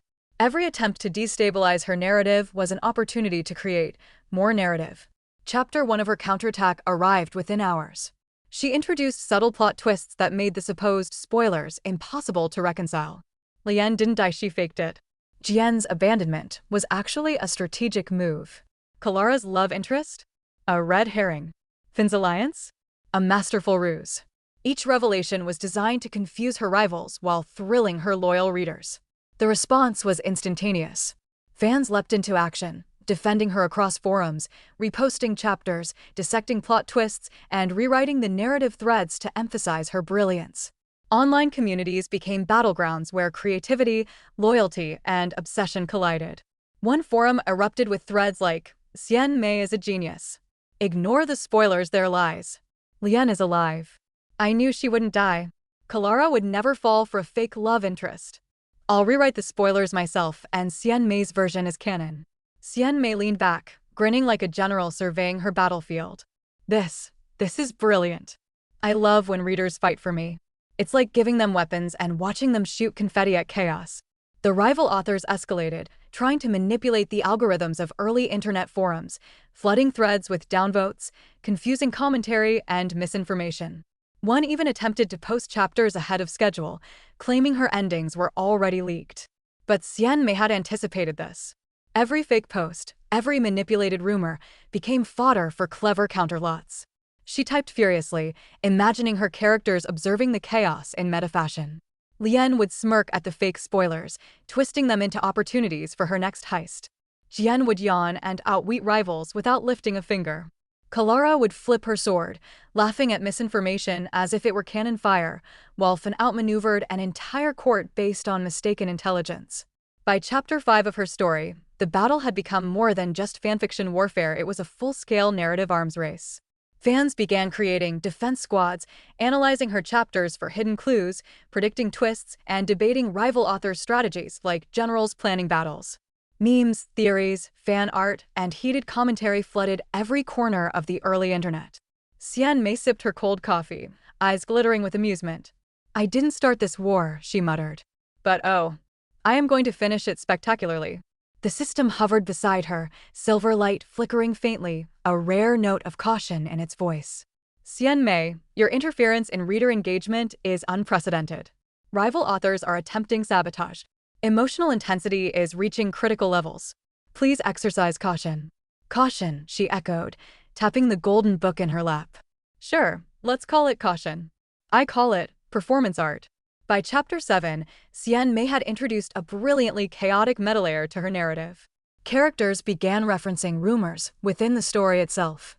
Lian sarcastically commented on fake spoilers, Jian subtly mocked imagined betrayals, Kalara made witty remarks about misinformation in naval dispatches, and Fin left cryptic notes exposing courtly rumors as false. Fans went wild. They dissected every line, debated every hidden meaning, and shared interpretations that far exceeded Xian Mei's original intentions. Rival authors, meanwhile, were losing ground.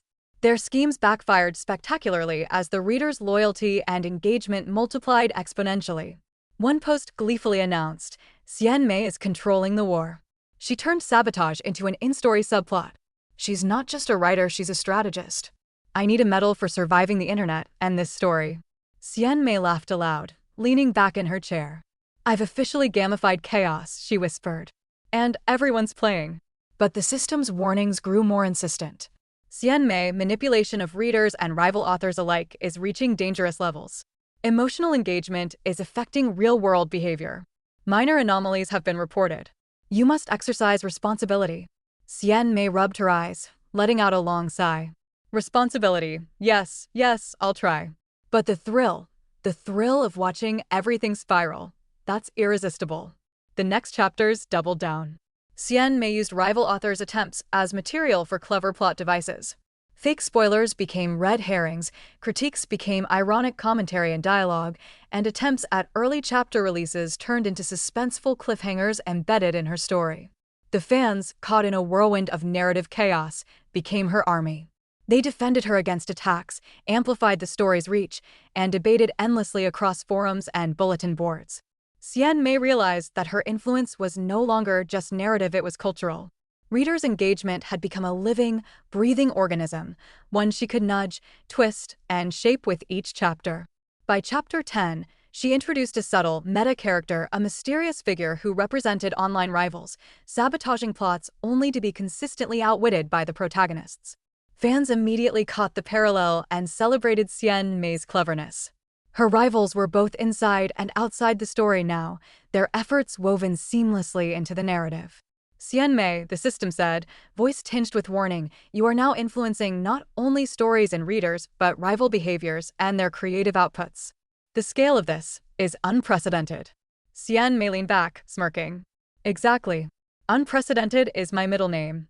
Well, maybe not officially, but it should be. The online war raged on for weeks. Rival authors attempted new tactics, but every move only fueled Xian Mei's narrative creativity and fan engagement. Emotional reactions, discussions, fan art, memes, and obsessive analysis became a feedback loop she expertly manipulated. By the final chapter she drafted for this arc, Xian Mei's protagonists had outwitted saboteurs in story, revealed secret alliances, and orchestrated events that left readers cheering, gasping, and debating simultaneously. The rival authors were left scrambling, unable to keep up with her ingenuity or the fan-driven momentum she had cultivated. Xian Mei leaned back in her chair, golden book glowing softly in her lap, watching the digital battlefield unfold. She had turned sabotage into a spectacle, rivalry into inspiration, and chaos into narrative brilliance. Online war, she murmured, smiling at the swirling notifications. Never thought it would be this much fun.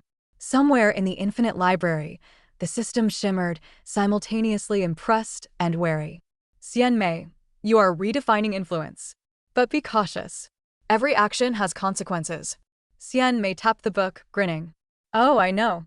But let's be honest, consequences are way more fun when they happen to other people first. And so, the battle raged, stories clashed, rivals fumed, and Xian Mei? She sat back, sipping her coffee, orchestrating every move with a mischievous glint in her eyes. The online war was hers, and she was winning spectacularly. Chapter 12. Xian Mei leaned back in the glowing library, her fingers tapping rhythmically on the edge of the floating platform. She had conquered suspense, romance, horror, cultivation chaos, and even fan wars, but now she craved something new. Something dangerous. Something deliciously forbidden. Her eyes scanned the endless shelves, finally landing on a leather-bound tome that pulsed faintly, as if alive. Its spine shimmered in alternating hues of crimson and violet, and a tiny label read, "Forbidden Genres." Xian Mei smirked. Perfect. Let's see what chaos I can brew today. Opening the book, she inhaled the faint scent of ink, old parchment, and oddly burnt sugar. The pages whispered possibilities, horror entwined with romance, political intrigue mixed with dark comedy, forbidden magic entwined with bureaucratic satire. Each suggestion screamed of risk, of rebellion, of reader obsession waiting to happen. She tapped the keyboard hovering in the air before her. Taboo, forbidden, controversial, perfect. Nothing draws fans like a little danger. Her first experiment began subtly. She combined her horror expertise with her pirate narrative. Kalara, normally witty and carefree, now navigated a haunted archipelago where the crew disappeared mysteriously under ghostly fog. Romance bubbled beneath the tension. Lysand, ever the rogue, grew increasingly protective, and their banter became a delicate balance of flirtation and terror. The readers' reactions were instantaneous. Comments poured in. Did the ghost just wink at Kalara? I can't breathe. I'm laughing and screaming.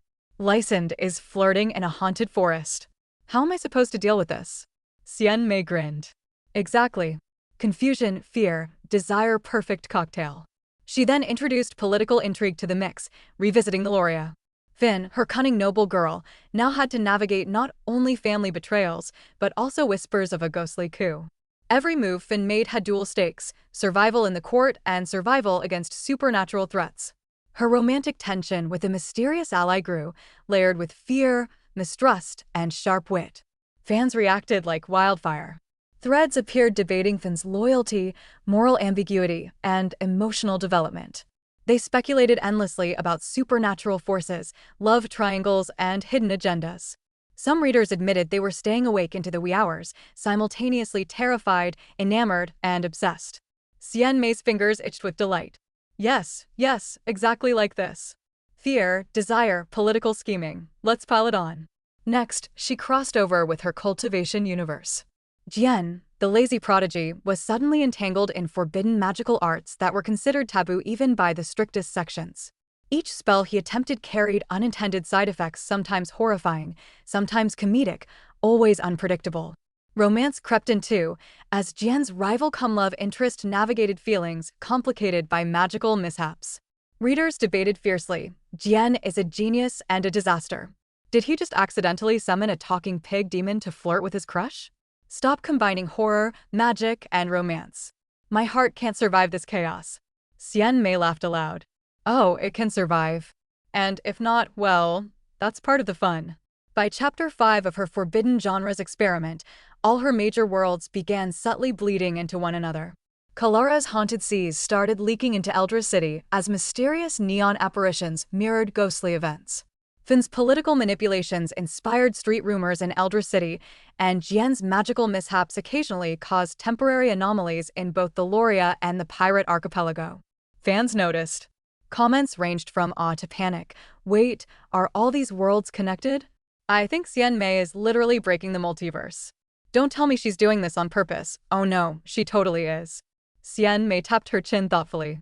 Oh, they think it's chaos. But really, it's just me having fun. The system appeared, silver light rippling with unease. Xian Mei, the Forbidden Genres experiment is causing substantial cross-world interference. Emotional and physical anomalies are multiplying. You must proceed carefully. Xian Mei grinned, leaning closer to the system. Carefully is boring. This is like literary fireworks. Look how bright it burns. But caution, the system began. Pfft, caution is for clerks and boring authors, Xian Mei interrupted. I am a chaos artist. Taboo is just another tool. She continued her experimentation, merging genres with reckless brilliance.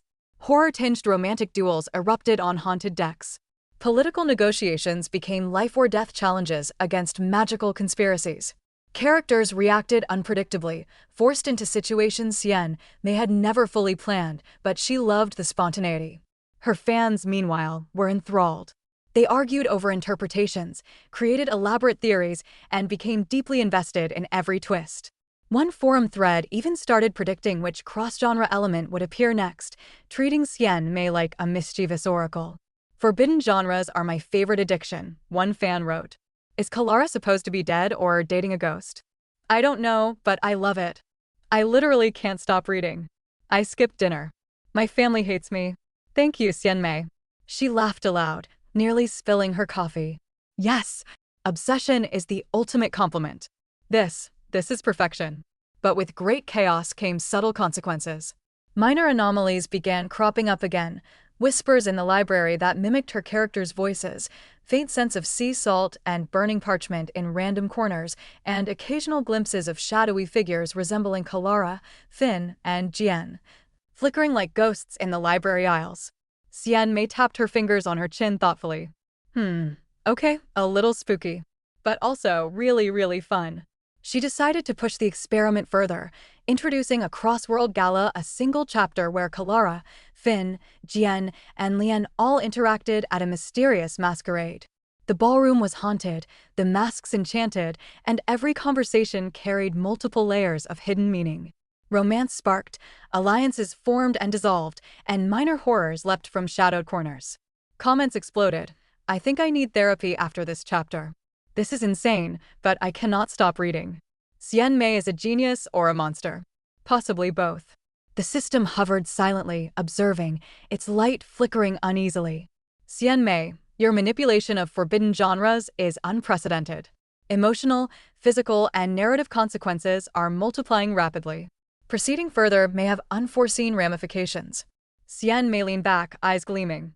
Unforeseen consequences are part of the charm. Besides, rules were made to be broken, right?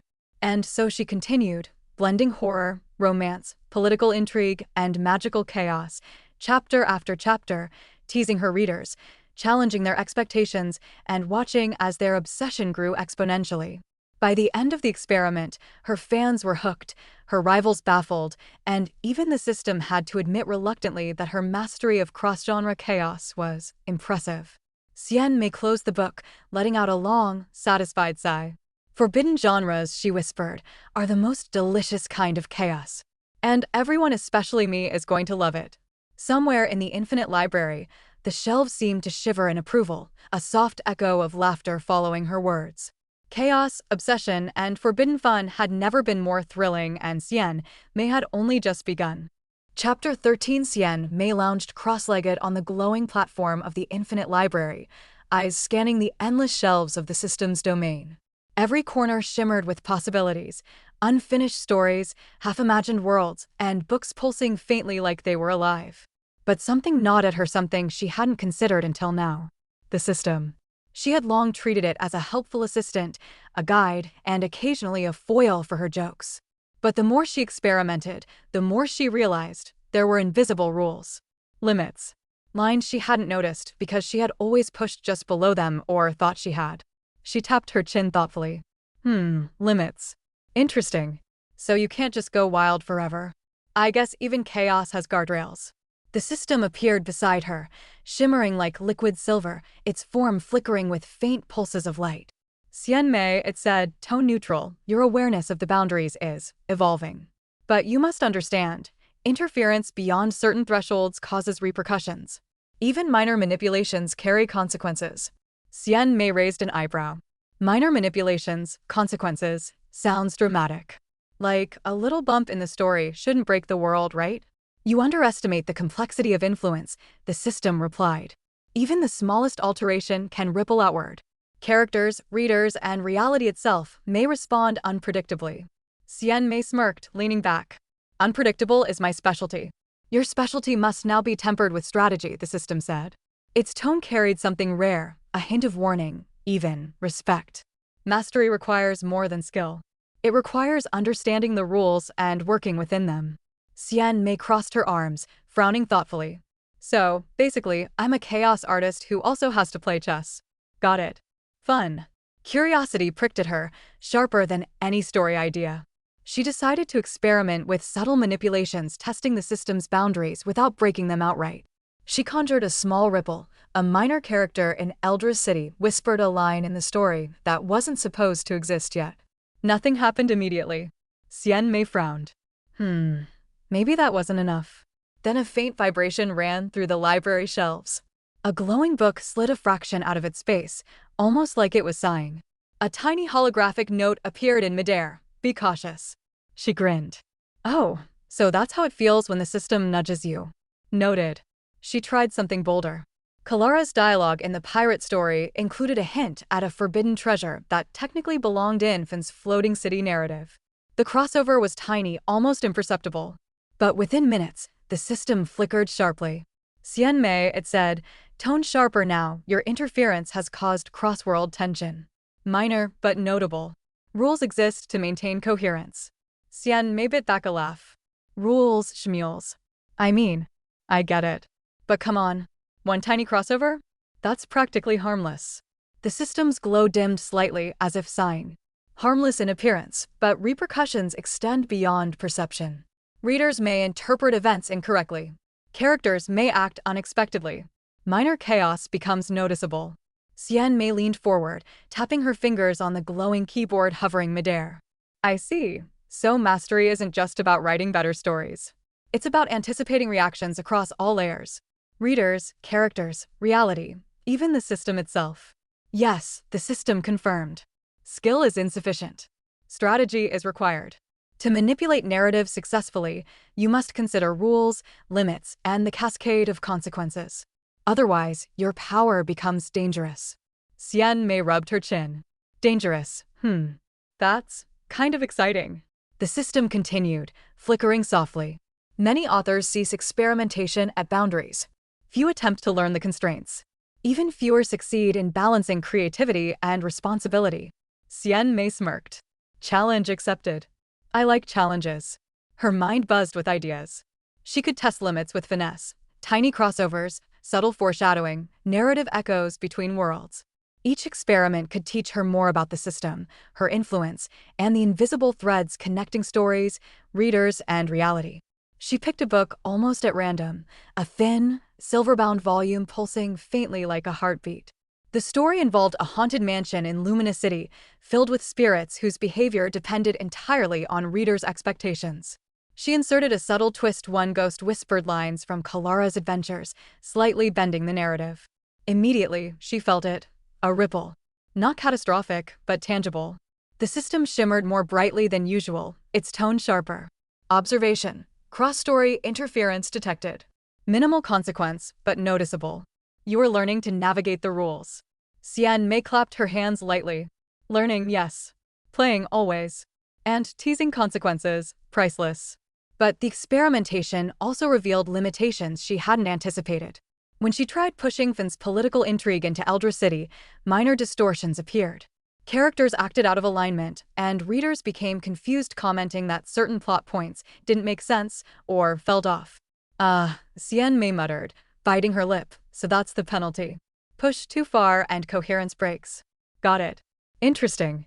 The system's voice was gentle now, almost like a mentor. Limits are not barriers, they are guidance. Testing boundaries teaches strategy. Recklessness invites failure.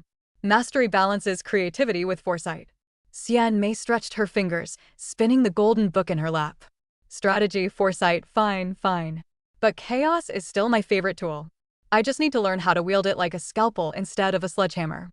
She began taking notes, mentally cataloging her experiments, which manipulations were safe, which caused minor disruptions, and which rippled outward dangerously.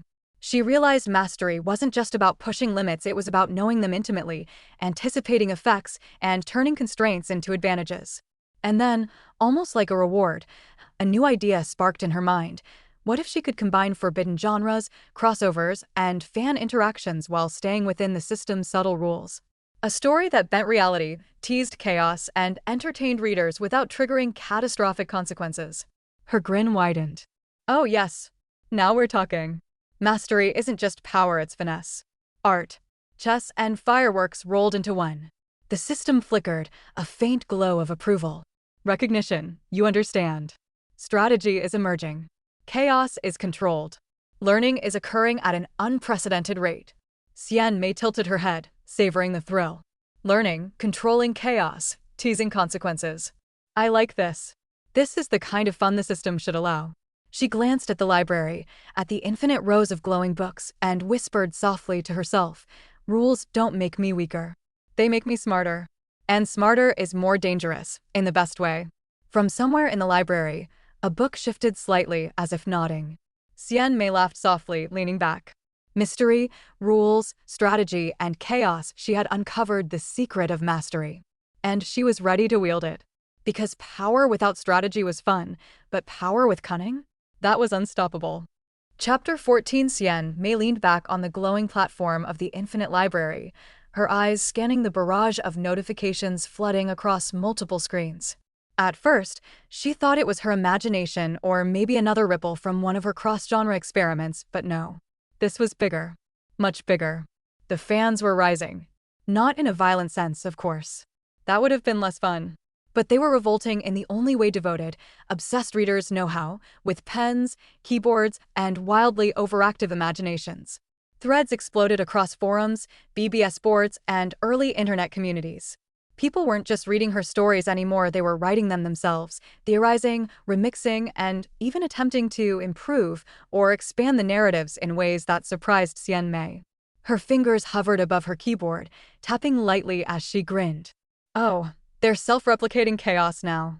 This is delicious. It started small. A fan theorized that Lian wasn't just hacking Eldra City for fun, she was secretly part of a shadow network controlling neon-lit sectors of the metropolis. Another suggested that Kalara's haunted archipelago was actually a dimensional prison, and that the ghosts weren't malevolent, they were mischievous exiles from another world. Finn's courtly intrigues were dissected, reinterpreted, and expanded upon with fan-created side characters, secret alliances, and romantic subplots.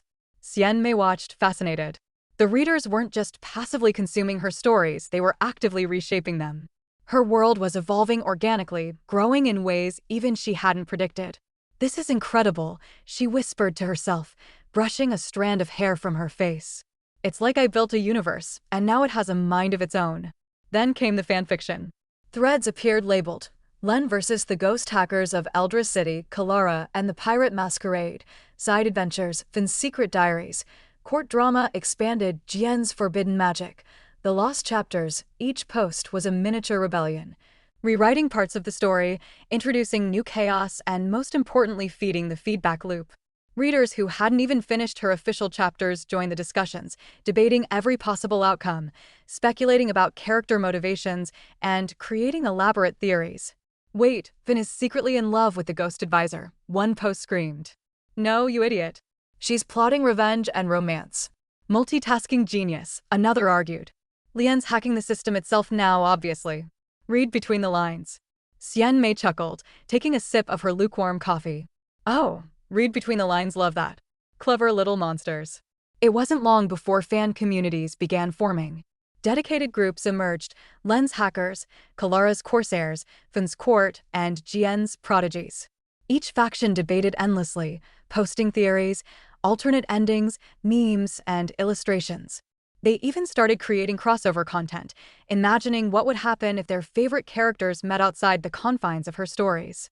Xian Mei watched a thread where a fan proposed a battle royale, Len, Kalara, Finn, and Jian in a free-for-all multiverse challenge. The community immediately began voting on outcomes, designing alliances, and drafting dialogue. The comment sections grew into sprawling digital maps of interwoven fan theory, speculation, and imagination. This is evolution," Xian Mei murmured, eyes wide. "Chaos breeding chaos. Genius." The system shimmered beside her, its silver light flickering faintly with unease. "Xian Mei, your fanbase is exhibiting unprecedented levels of independent narrative generation. They are not only influencing your stories, they are creating derivative realities. There is risk involved." She raised an eyebrow, grinning. "Risk? Oh, I love risk. It's like playing chess where the pawns are building their own castle while the knights do somersaults." A new wave of fan activity appeared. Someone had written a meta-story where characters from all her narratives realized they were fictional, began corresponding with their readers, and occasionally broke the fourth wall. Within hours, hundreds of posts followed, each escalating the meta-chaos.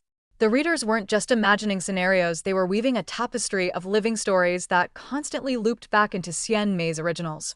Lien was now simultaneously a hacker, a ghost advisor's secret ally, and an occasional dimensional prankster. Kalara led not just pirates, but clandestine ghost rebel factions.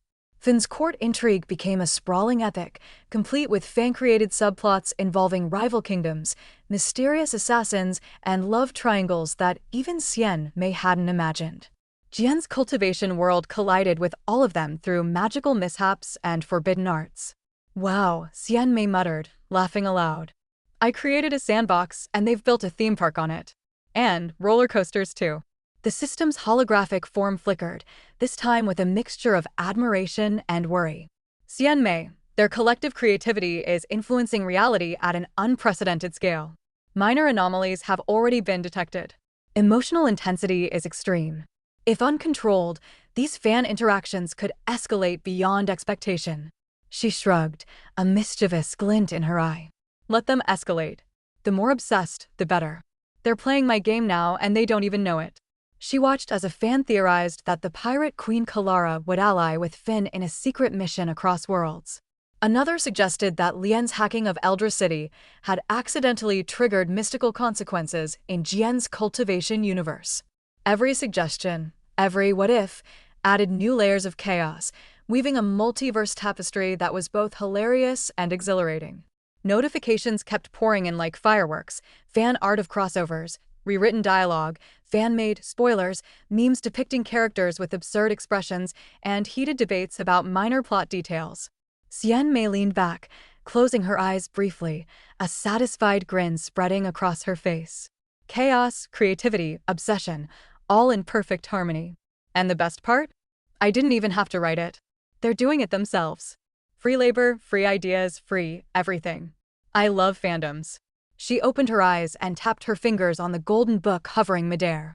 All right, little monsters. Keep going. Write, theorize, obsess. Create chaos. Bend my worlds. Push boundaries. And I'll be here, watching, laughing, occasionally nudging reality for fun. Somewhere deep in the library, a faint whisper echoed, almost like approval. Or maybe it was a warning. Xian Mei didn't care. The fan uprising was underway, and she had officially become the conductor of a symphony of chaos, imagination, and sheer obsession. As the night stretched on, forums erupted with debates, alliances formed and collapsed, and fan fiction multiplied like wildfire. Xian Mei's characters had become living entities within the minds of her readers, evolving in ways she could barely predict. Every fan contribution was a ripple in a pond, feeding back into her stories, amplifying the multiverse she had created and accelerating the frenzy. Xian Mei leaned back once more, coffee long gone cold, and whispered to herself, "They think they're the ones writing the chaos. Huh, little do they know. I built the chaos. And now, they're dancing in my sandbox." She smiled, stretching her fingers, watching notifications scroll endlessly. Creativity, obsession, chaos, loyalty, all tied together in perfect mess. This is what being a master storyteller feels like. And somewhere in the infinite library, the system's holographic form shimmered quietly, as if both impressed and slightly terrified by what Xian Mei had unleashed. Xian Mei's grin widened. The fan uprising wasn't just a side effect of her stories, it was a revolution, a living testament to her skill, and the beginning of something much larger than even she had imagined. Because when fans take your worlds and make them their own, that's when you truly know you've created magic. Chapter 15. Xian Mei was sprawled on her glowing platform in the infinite library, staring at the endless shelves of books with a mixture of exhilaration and mild panic. Her stories had grown wildly out of control crossovers, fan uprisings, forbidden genres, and even the system had begun issuing subtle warnings. She rubbed her temples. Okay, maybe chaos is fun, but chaos with consequences? Slightly less fun. Just then, the air shimmered near the far end of the library. A faint ripple appeared, like a heat wave, and a figure emerged, walking with the slow, deliberate steps of someone who owned every word in the multiverse. The silver light of the library refracted across the figure's robes, which seemed stitched from threads of starlight and parchment. Xian Mei's eyes narrowed. Who? Another system anomaly. No, the figure said, voice deep and calm, resonating with authority. I am not part of your system, but I have followed your work. Xian Mei sat up, suddenly intrigued. Followed my work from another world? The figure nodded. From a world much like yours once was. I have seen what reckless creativity can do and what skillful guidance can achieve. Xian Mei raised an eyebrow, leaning forward. Skillful guidance, huh? Fancy words. You going to hand me a tutorial book or something? The elder smiled faintly. No book. I teach by demonstration, observation, and challenge. I am here to mentor you. Xian Mei's grin spread. Mentor, huh? Finally, someone who understands that storytelling is war and not a polite tea party. The figure's eyes twinkled with faint amusement. Correct. Storytelling is war. Every reader, every rival, every interaction, each is a battlefield. You have power now, Xian Mei, but raw power is nothing without strategy. Xian Mei's grin widened. Good. I love war. The mentor gestured, and the glowing library shifted slightly. Books rearranged themselves, floating into impossible configurations. Scenes from Xian Mei's stories flickered in the air. Lian slipping past neon-lit AI surveillance, Kalara dueling a spectral pirate captain, Fin negotiating an assassination attempt in Thaloria's palace, Jian muttering forbidden spells under starlit mountains. See this? The mentor said, voice calm but commanding. Every ripple you make resonates.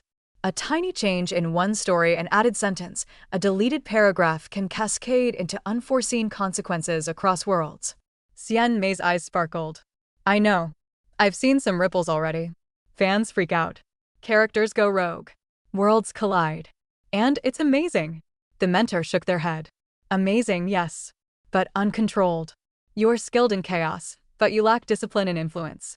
You wield power like a child with fireworks, entertaining, dazzling, but dangerous if mismanaged. Xian Mei tapped her chin thoughtfully. Fireworks, huh? Dangerous, but fun. Okay, I can see your point. The elder's gaze softened, but their tone remained firm. I will teach you subtler manipulations. How to steer narratives without breaking them. How to control fan reactions without stifling imagination. How to influence reality while respecting the limits of your system. Subtlety, Xian Mei mused. That's like putting a bomb in a gift box and making it look like a cupcake. The mentor chuckled, a low, resonant sound. Precisely. The true mark of mastery is that readers and rivals believe they act freely while you quietly guide outcomes. Xian Mei's grin grew wicked. Ooh, I like that. Puppet master with a side of chaos. Very me.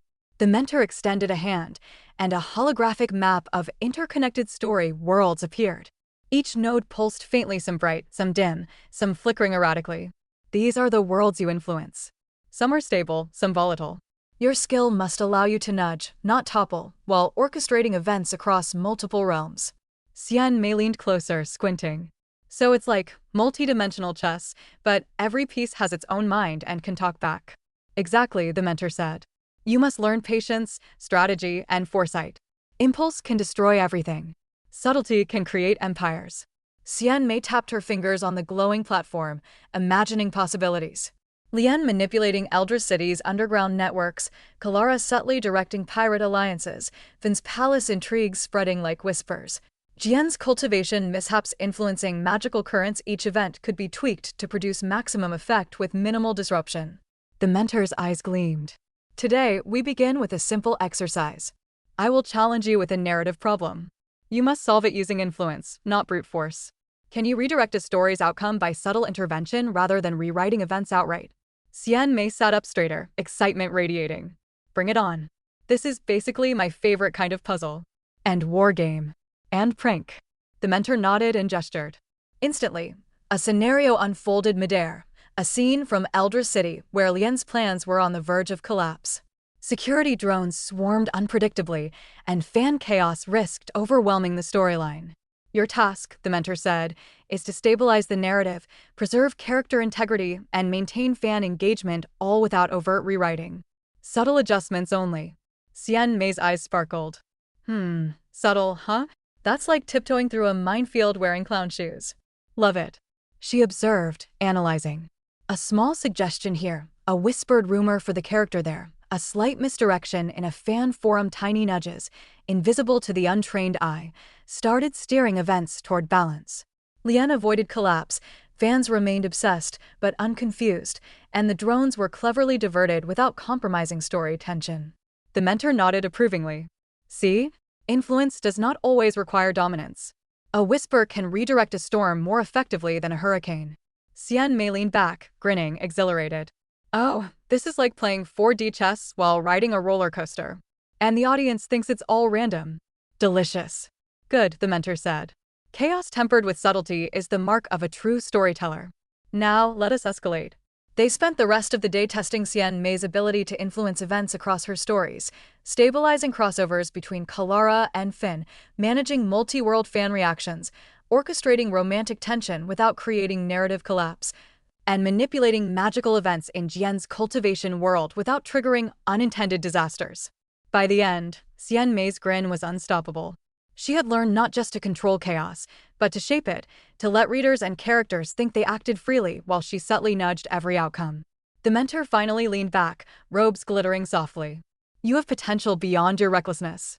Remember, war is not always fought with swords and explosions. Sometimes it is fought with whispers, impressions, and carefully placed suggestions. Xian Mei stood, fists on her hips, eyes gleaming. Whispers, impressions, suggestions. Check. I'm basically unstoppable now. Let's see who dares challenge me next. The mentor's smile was faint, enigmatic. Unstoppable, perhaps. But remember, every battlefield has surprises. Your greatest lessons are yet to come. Xian Mei laughed, tossing her hair back. Surprises, battles, chaos. Mentor, I think I was born for this. Somewhere in the infinite library, the books shimmered in approval. Xian Mei's war had evolved from chaotic mischief to disciplined influence. And with her new mentor's guidance, the multiverse of stories was about to become an even more dazzling playground of calculated chaos. She turned to the mentor, eyes sparkling with mischief. Ready for war? Always, the mentor said. And so began the next stage of Xian Mei's journey, not just a wielder of chaos, but a master strategist in a universe where stories, fans, and reality itself were her battlefield.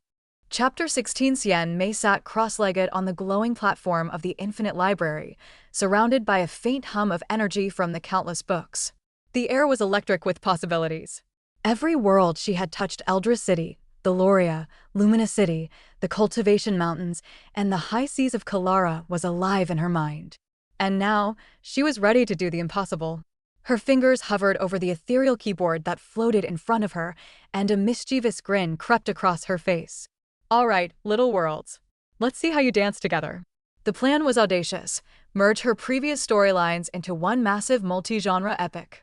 Characters from every world would meet, interact, and collide in ways her readers, and even she had never imagined. It was the ultimate experiment in chaos, strategy, and storytelling. She started with Eldra City. Lian's neon-lit streets were alive with rogue AIs, shadowy networks, and the constant hum of technology. A faint ripple appeared in the background, a portal, shimmering like liquid glass. Lian, sharp and street-smart as ever, noticed it first. What the? Lian muttered, eyes narrowing.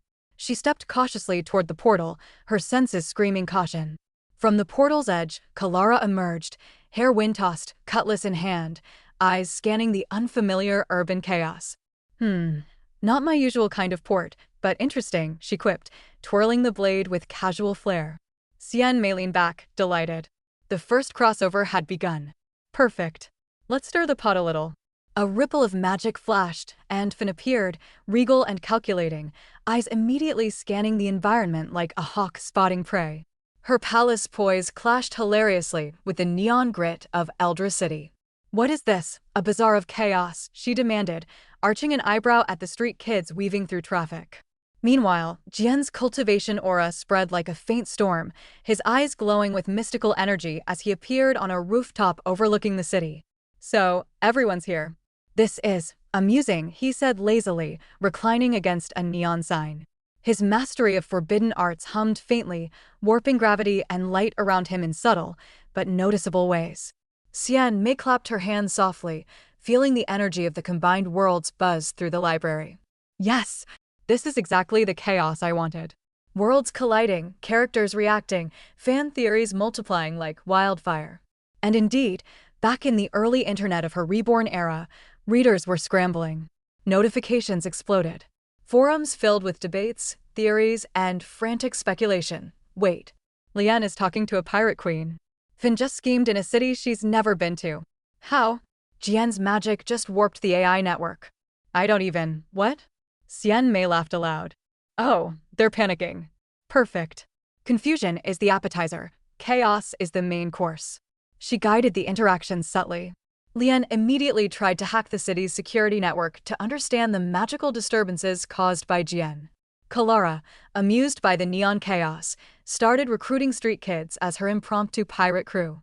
Finn, ever the strategist, immediately began negotiating alliances between the two factions, her mind ticking through possibilities faster than anyone could type in a forum post.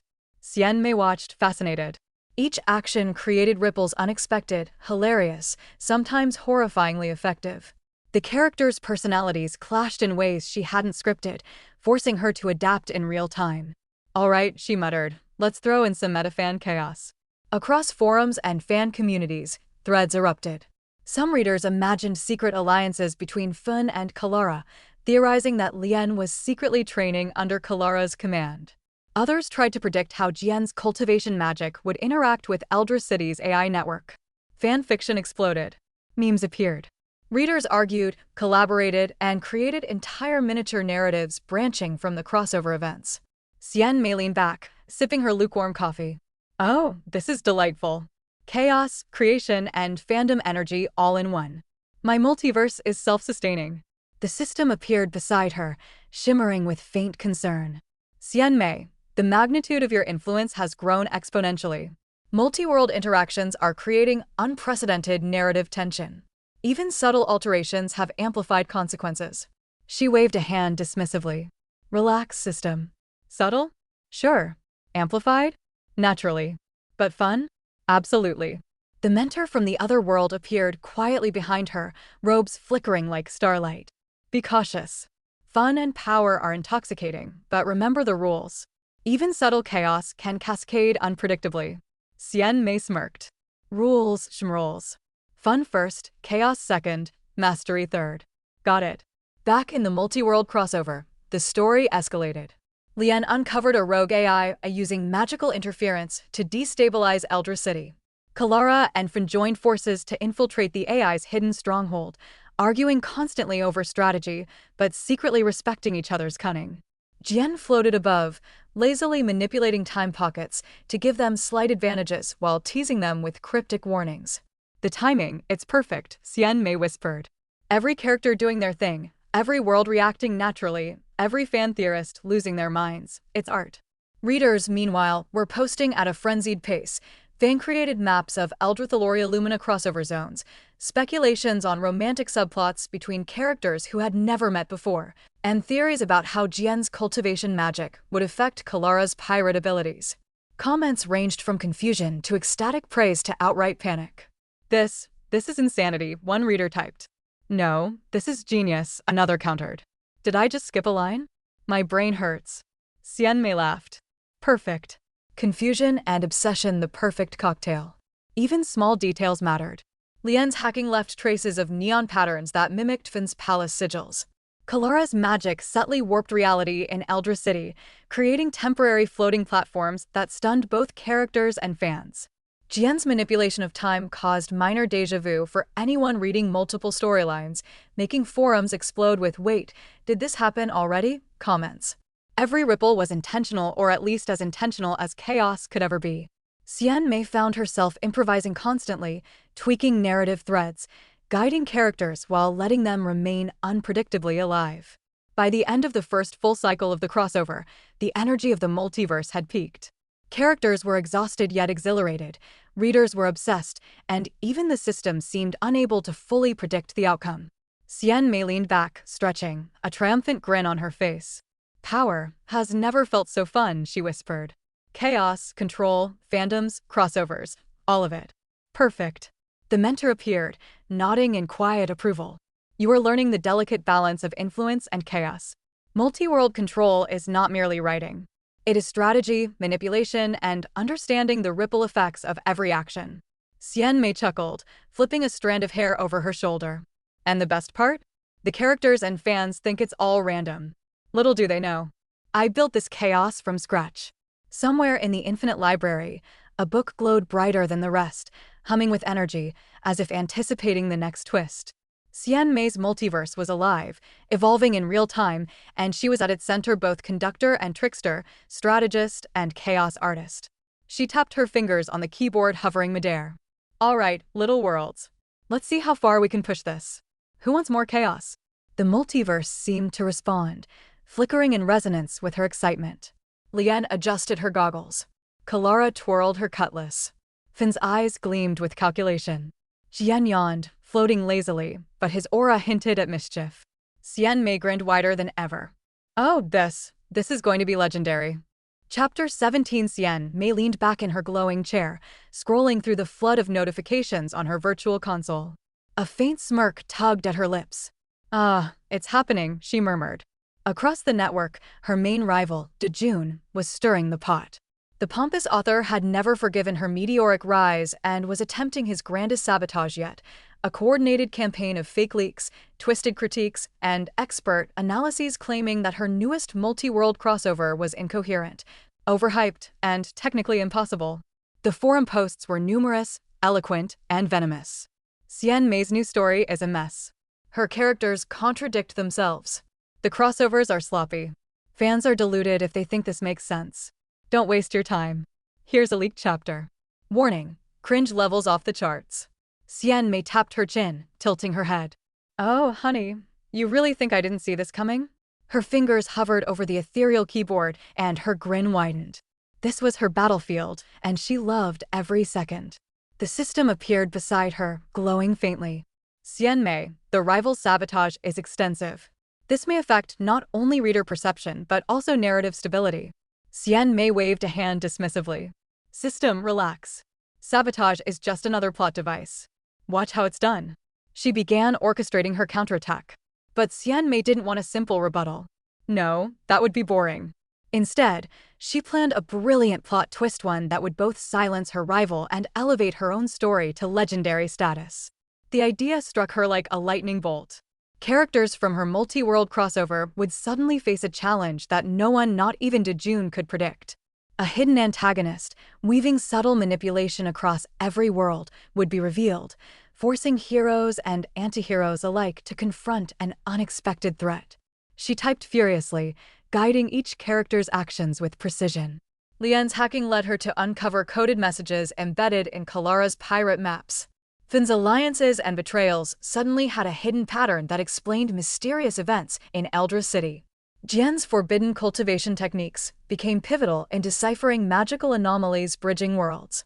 Even minor side characters were involved, each playing a critical, unexpected role. By the time Xian Mei finalized the chapter and released it online, the reaction was instantaneous and explosive. Wait, what just happened? A reader typed in awe. No way. Lian was always being guided by this hidden mastermind. Finn. I didn't see that coming. Genius. Jian just blew my mind. How did she even think of this? The forums erupted. Fan art, fan theories, and frantic debates flooded every corner of the early internet. Speculation ran rampant, and suddenly, Dejun's critiques felt irrelevant. His leaks and warnings were drowned out in a tidal wave of fan engagement. Xian Mei leaned back, arms crossed, savoring the chaos. Ah, delicious. Just the way I like it. Meanwhile, Dejun raged behind his own screens. His attempts to control the narrative had backfired spectacularly. Readers began comparing his stale storylines to Xian Mei's dynamic, unpredictable plot twists. Memes mocking his failed sabotage appeared, and fan clubs swelled with loyalty to Xian Mei's brilliance. Xian Mei smirked. Oops. Did I do that? The system's voice appeared, tinged with faint awe. Your strategic manipulation was highly effective. You turned potential sabotage into narrative brilliance. System, that's the definition of fun, she said, her grin impossibly wide. It's like tricking someone into stepping into a trap they didn't even know existed and making it look effortless. Even the characters seemed aware of the escalating drama. Lian, perched on a neon-lit skyscraper, quipped, "Looks like someone tried to sabotage us. Too bad they didn't account for my extended skill set." Kalara, twirling her cutlass on a floating platform, added, "And my crew isn't easily fooled either. Let's make sure our rival learns who runs this sea and these worlds." Finn, folding her hands elegantly, noted, "A strategic disadvantage has become an advantage." Perfect. Jian yawned, floating lazily above the scene. Well, this is mildly entertaining. I approve. Xian Mei laughed aloud, clapping her hands. Exactly. Everyone's playing their part and the readers are losing their minds. Chaos with control, my favorite combo. The rivals' attempts became increasingly frantic. June posted urgent critiques, fabricated evidence of errors, and even tried to recruit other authors to attack her story. But each new attempt only fueled Xian Mei's brilliance. She released subtle hints in her next chapter, minor inconsistencies that looked accidental but were carefully crafted to unravel the rivals' narrative arguments. Readers devoured them, theorized wildly, and shared interpretations faster than he could respond. The tipping point came when Xian Mei orchestrated a live interaction event, an in-universe challenge, where characters from multiple worlds had to solve a puzzle that mirrored her real-time readers' speculative theories. Fans from different worlds competed, collaborated, and generated even more engagement. Meanwhile, the story itself resolved the apparent contradictions June had accused her of, revealing a layer of meta-narrative genius. By the end, Xian Mei's story was no longer just popular, it was legendary. Multi-world characters celebrated their victories, readers were ecstatic, and June had been utterly silenced. His credibility as a critic was shattered, his insider leaks exposed as clumsy attempts to undermine brilliance. Xian Mei leaned back in her chair, smiling. And that is how you turn sabotage into a masterstroke. The system appeared, glowing faintly, voice tinged with admiration.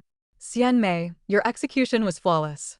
You transformed an attack into narrative elevation and secured your reputation across multiple worlds. System, I didn't just secure my reputation. I had fun doing it, Xian Mei said, sipping her lukewarm coffee. Chaos is fun. Strategy is fun. And seeing your rival squirm? Priceless. Her mentor from another world appeared beside her, robes flickering softly. Well done. You have learned the art of turning adversity into advantage. If you can orchestrate influence so elegantly across worlds, readers, and rivals simultaneously. Xian Mei winked. Told you. Chaos plus strategy equals legendary. Even the characters in her stories seemed to react in kind. Lian executed a perfect maneuver against a rogue AI plotline, Kalara delivered a pun-laced takedown of enemy pirates, then revealed a political twist that had readers shouting in forums, and Jian casually manipulated magical energies to provide the final flourish of genius. The rival had been defeated not by brute strength, not by confrontation, but by narrative cleverness, the very weapon Xian Mei had mastered. The multiverse of her stories thrummed with energy, fan communities buzzed with excitement, and even the system seemed to shimmer in reluctant approval. Xian Mei stretched, letting the triumph wash over her. Chaos is fun, strategy is fun, but winning spectacularly? That's the best part. Somewhere in the infinite library, a book glowed a little brighter, almost humming in anticipation of the next ripple. Xian Mei's journey as a master of chaos, influence, and cross-world strategy was only gaining momentum. She smirked, fingers itching over the ethereal keyboard. All right, next rival, step up. I'm ready. And with that, Xian Mei's legend as the author who could turn sabotage into genius, fans into armies, and chaos into art was cemented. The rivalry climaxed spectacularly, but for her, it was just another thrilling chapter in a lifetime of orchestrated chaos. Chapter 18. Xian Mei yawned, stretching her arms across the glowing platform of the infinite library. Her latest chapter, an elaborate mashup of every world she had touched, had just gone live. She expected chaos online, fan theories, and wild speculation. What she hadn't expected was this. It started subtly. A pen, black with a golden clip, hovered midair for a second before rolling gently onto the glowing floor. She frowned. Okay, that's new. Then came the smell of faint waft of sea salt, mixed with scorched circuitry, and the unmistakable aroma of Fin's palace gardens, all at once. Xian Mei blinked, looking around. Nothing had changed in the library. No windows. No doors. Yet the scents were undeniably there. Well, that's interesting, she murmured, walking toward a stack of books. As she did, one of the books quivered, flipping open on its own. The title glimmered, The Shadow Hacker of Eldra City. Lian's voice echoed softly from its pages. Better watch your step. Xian Mei blinked. She rubbed her eyes. Okay, maybe I did push the story a bit far this time. A subtle vibration ran through the floor beneath her, almost like the library itself was aware of her movements. She tilted her head, fingers drumming thoughtfully on the glowing console. So, reality is bending. Not catastrophic yet, but noticeable. That's kind of fun. Fun. The system's voice was unusually sharp, almost anxious. Xian Mei, this is beyond mere influence. You are approaching a tipping point. The boundaries between story and reality are thinning. She leaned back, a playful grin spreading across her face. Oh, come on. Tipping point? That sounds dramatic. What's the worst that could happen? My readers' coffee spills. The consequences are not trivial, the system warned. Objects manifest. Emotions bleed between worlds and readers. Minor anomalies may escalate. Your interference is unprecedented. Xian Mei blinked slowly, then laughed. Minor anomalies? Let me guess. Kalara's cutlass shows up in my neighbor's kitchen, Lian hacks into the streetlights, then starts negotiating politics in someone's living room. She waved a hand dramatically. Got it. Point taken. But admitted it's kind of thrilling. The system hummed faintly, a flicker of silver light rippling across the library. Thrilling does not equate to safe. You are nearing the threshold of narrative reality collapse. One misstep could destabilize multiple worlds simultaneously. Xian Mei's grin widened. Oh, I like thresholds. They're like a speed bump between fun and catastrophe. And I'm feeling adventurous today. The first real sign appeared moments later. Her coffee cup, long since emptied, suddenly refilled itself, steam curling into the air, forming a faint outline of Fin's palace gardens. She blinked and laughed nervously. Okay, maybe adventurous isn't the right word. Entertaining chaos? Yes, that's safe, mostly.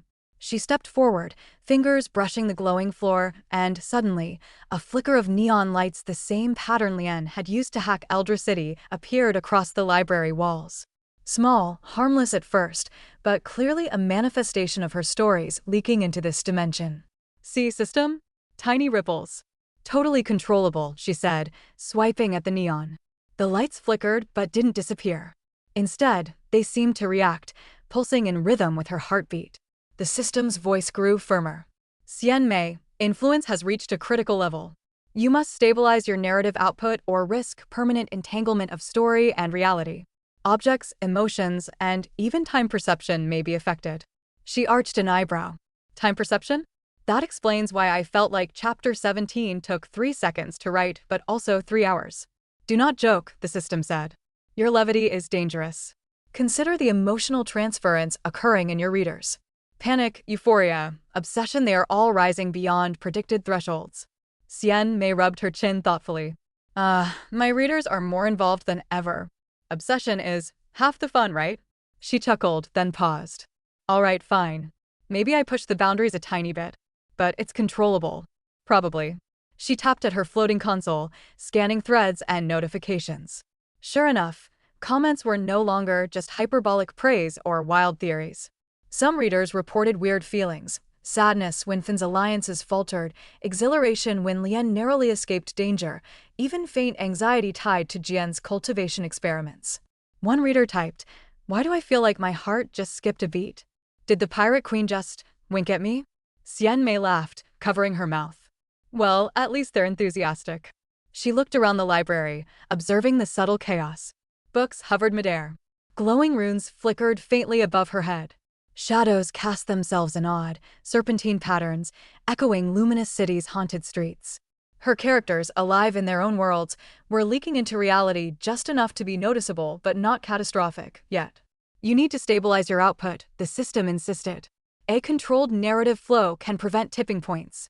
Otherwise, manifestation will escalate unpredictably.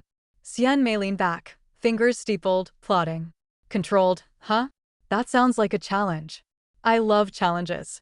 She began methodically releasing new chapters, balancing chaotic twists with subtle resolutions. Lian neutralized rogue AIs in ways that minimized unexpected manifestations. Kalara's pirate antics were redirected to purely fictional adventures, fun but harmless. Fin's cunning diplomacy resolved palace intrigue threads without producing real-world emotional overflow. Jian's cultivation ripples were carefully contained within magical simulations. Gradually, the anomalies began to recede. The coffee cup stabilized, the neon lights dimmed, and the faint aroma of foreign worlds faded to a subtle, pleasant background scent. Xian Mei exhaled. See system? Easy, she said, leaning back, a triumphant grin on her face. Controlled chaos. I call it art. The system glimmered, quieter now, but still serious. You have managed stabilization, for now. However, remember, influence at this magnitude is a double-edged sword. The next tipping point may arrive suddenly, without warning. Xian Mei twirled a strand of hair, unconcerned. Then we'll just improvise. That's the beauty of being a master of worlds, right? You bend reality, then write your way out. A soft chime echoed through the library, almost like a tiny applause. She smiled. Somewhere, in one of the infinite bookshelves, a book glowed faintly, anticipating the next ripple she would send through the multiverse. She tapped her console, opening the next multi-world chapter with a wicked grin. All right, little worlds. Let's see how far we can tip the scale next time. The library seemed to hum in response, as if acknowledging her audacity. Xian Mei's multiverse was alive, teetering on the edge of chaos and control. The thrill of influence, of watching stories leak into reality, of bending worlds and readers alike, it was intoxicating. And Xian Mei? She was just getting started. Chapter 19. Xian Mei leaned back in her glowing library chair, fingers hovering over the console. Notifications from her latest multi-world chapter had poured in, chaotic as always. Memes, fan theories, debates, and minor arguments scrolled past in an endless parade. Usually, she thrived in this storm. She loved the thrill of influence, of watching her narratives ripple across countless worlds. But today, something felt different. A soft chime rang, distinct from the usual flurry of reader activity. It was a private message, one she hadn't expected, marked with urgency. She clicked it, reading quickly. Xian Mei, my brother. He tried replicating one of Jian's cultivation experiments from your story. He's hurt. Hospitalized. Please, can you? Her grin faltered. The playful thrill that had fueled her past chapters evaporated instantly, replaced by a tight knot in her stomach. She leaned back, blinking at the glowing library walls. The system appeared, pulsing faintly, its voice unusually grave. Xian Mei, influence is no longer confined to fictional realms. Your narratives have unintended consequences. Someone you care about is now affected. Xian Mei exhaled, fingers flexing nervously. I didn't expect anyone to literally try it. They're supposed to read, theorize, imagine, not break their bones trying to levitate. It is the natural result of immersive storytelling, the system replied. Your audience interacts with your worlds as if they are tangible. Your power comes with moral weight. Xian Mei's mind raced. She thought of all the moments she'd laughed at fan chaos, at emotional spikes, at readers' reactions to intense plot twists. She had always assumed the worst-case scenario was mild panic, insomnia, or heated debates online. But this was different. Real consequences. Real harm. A wave of guilt washed over her, momentarily flattening her usual bravado. She had loved power and chaos because they were fun, entertaining, exhilarating. She had not fully considered the tangible effects her influence could have on people who took her worlds literally. Her fingers hovered over the console, hesitating. She could try to counteract it through narrative, perhaps rewriting the multi-world chapter to prevent future incidents. But she knew that action alone wasn't enough. The damage had already occurred. System. I think I understand now, she murmured. It's not just about amusement or fan theories or ratings. It's responsibility. Yes, the system said softly. The more your stories reach, the more weight your choices carry. Each plot twist, each manipulation, carries moral consequences. Even across worlds, even in fiction, lives are touched. Xian Mei leaned back, rubbing her eyes. Her usual mischievous spark dimmed, replaced with introspection. I wanted to bend reality, to make chaos fun, but I forgot about the people in the ripples. The readers, the fans, the ones who take my words seriously. I can't just treat them like pawns anymore. The console pinged again. Another message from her friend. Xian Mei, please, we trust you. Just be careful. We love your stories, but maybe some boundaries. Her lips pressed together. She remembered the first time Lian had narrowly escaped Eldris City's surveillance. The adrenaline, the excitement. Now she realized, if her character's actions were thrilling her, they could also endanger someone naive enough to imitate them. All right, she whispered to herself, a serious edge creeping into her voice. Time to level up. Not just as a writer, but as someone who can handle this responsibility. The system shimmered, voice calm but serious. You are learning quickly. Awareness is the first step. Next is discipline. You must balance creativity with caution. Power without consideration is dangerous. Xian Mei nodded, taking a deep breath.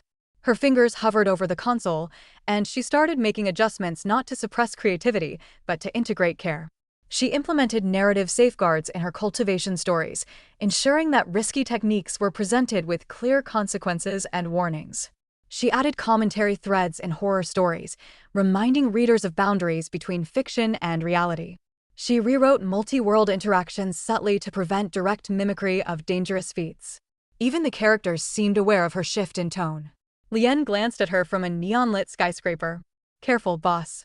People are actually listening now. Kalara, twirling her cutlass on a deck lit by simulated moonlight, added, "We're dangerous when uncontrolled." Readers might take notes, literally. Finn, folding her hands elegantly, said, "Influence is power. Power without wisdom invites calamity." Jian yawned, floating lazily. "I don't care. But if you're serious, I'll behave." Xian Mei laughed softly, though it was tinged with gravity. "Fine. You lot will behave, but will still be spectacular." For hours, she reviewed her stories, chapter by chapter, thread by thread, ensuring no unintentional hazards remained. It was exhausting, but unlike the late-night marathons chasing deadlines in her past life, this felt purposeful. Each keystroke now carried meaning beyond entertainment. It was a shield, a lesson, and a promise. Her fingers hovered over the console, hesitating before pressing send on a revised chapter.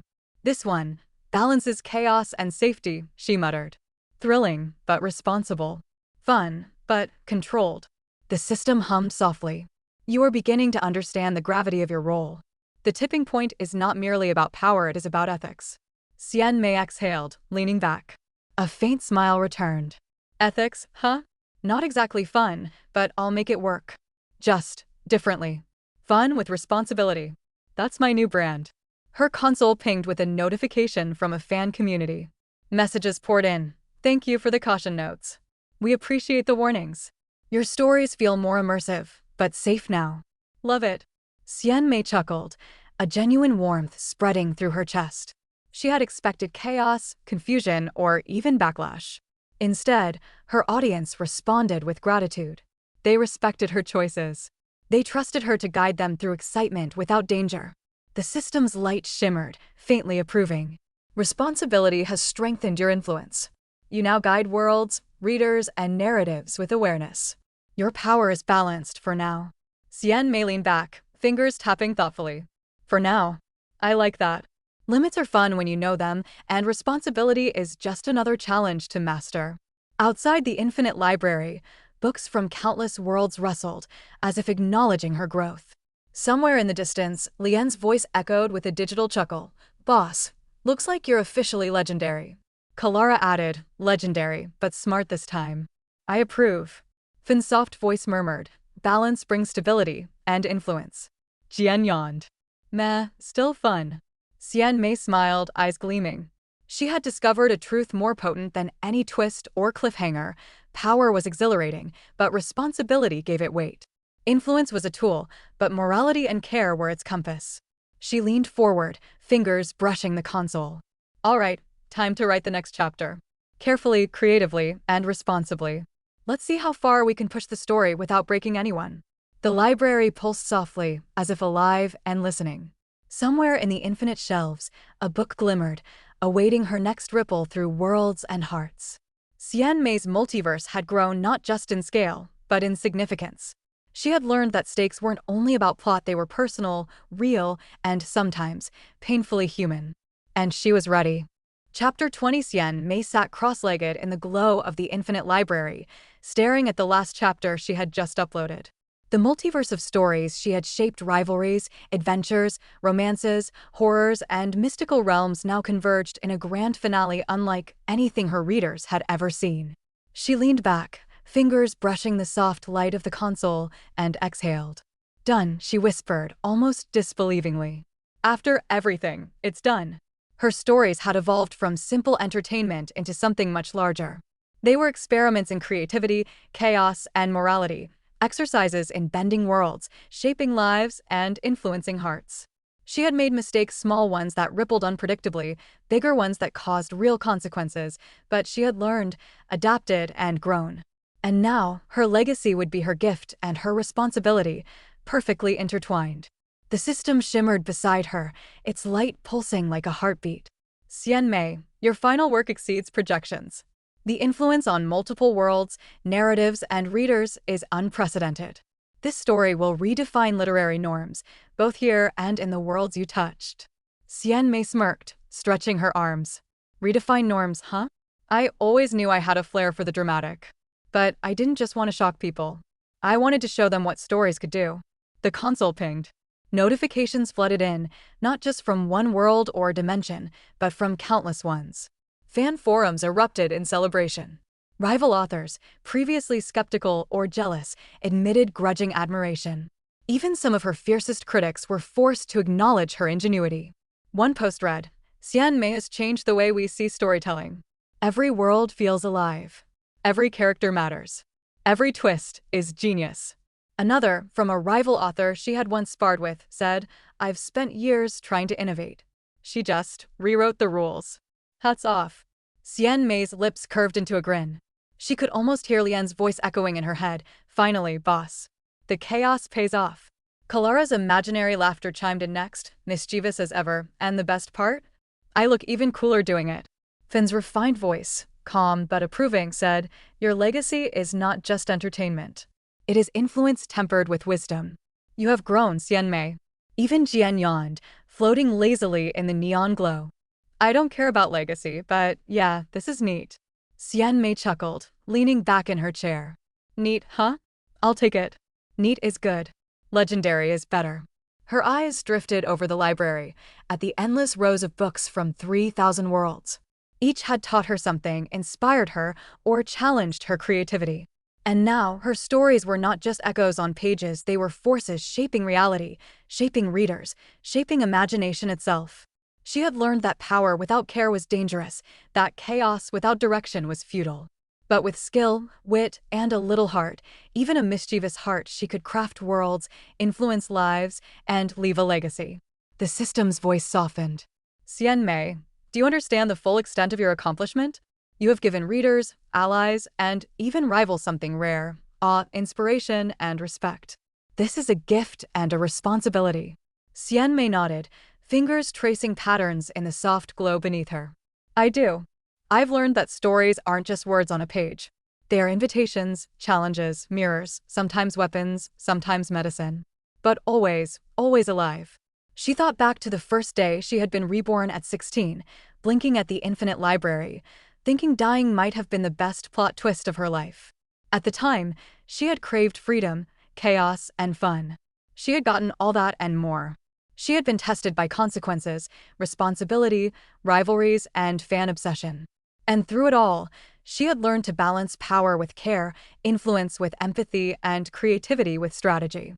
A soft glow emanated from the floor as her final chapter propagated through the network of worlds. Characters, once confined to their stories, moved with subtle awareness. Lian winked from Eldra City, Kalara sailed her ship through a safe but exhilarating sea battle, then settled disputes with elegant cunning, and Jian performed cultivated feats safely contained in his magical realm. The ripples were visible, harmonious, and exhilarating. Xian Mei's fingers hovered above the console, the thrill of creation buzzing through her veins. "Second chances," she murmured, voice low but steady. "That's what got me here." And now, she smiled, eyes glinting with a familiar spark of mischief. Now, it's just the beginning. Notifications continued to flood in, each comment a testament to her influence. Fans debated the ending of her multi-world epic, theorized possible spin-offs, and speculated on hidden connections. Even her old rivals began creating fan works inspired by her chapters, extending the world she had built, unwittingly collaborating in the chaos and beauty she had orchestrated. The system pulsed faintly, almost like a nod of approval. "Your influence has reached a sustainable balance. Legacy is established, and yet, evolution continues. You may now create with confidence, wisdom, and audacity." Xian Mei laughed softly, a warm sound that echoed through the library. Confidence, wisdom, audacity, and chaos. Don't forget the chaos. That's what keeps it fun. She tapped the console, imagining her next adventure, already spinning new worlds, new characters, and new twists. Perhaps a pirate queen venturing into a haunted city, or a cultivation prodigy accidentally causing diplomatic crises. The possibilities were endless, and with her new understanding of responsibility, she could push the boundaries safely, delightfully, and unexpectedly. A faint ripple of light shimmered across the library, like a wave responding to her imagination. Her legacy was no longer just chapters and stories, it was influence, wonder, and inspiration. Readers would remember her not only as a brilliant author, but as someone who shaped worlds, balanced chaos with care, and redefined storytelling itself. She leaned back, taking a deep breath, the glow of the library reflecting in her eyes. "Second chances," she whispered again. "I got one, and I made the most of it. But now, the real adventure begins. And this time, I get to write it all responsibly, recklessly, and spectacularly." Somewhere on the edges of 3,000 worlds, books fluttered, pages shimmering as if cheering. Characters aligned, storylines converged, and multiverses awaited her next command. And Xian Mei? She smiled, content, triumphant, and ready for whatever chaos or brilliance she would conjure next. The library pulsed with life. Her legacy was written, her influence secure, and yet the horizon was infinite. Xian Mei tapped the console with a flourish, whispering with a grin, "Let's see what the next plot twist brings." And somewhere in the infinite library, a single book glowed a little brighter, awaiting the genius and audacity of the author who had rewritten reality itself. If you enjoyed the journey, don't forget to like, subscribe, and ring the bell for more tales from Sparrow's Realm. Until next time, keep listening, and let your imagination soar.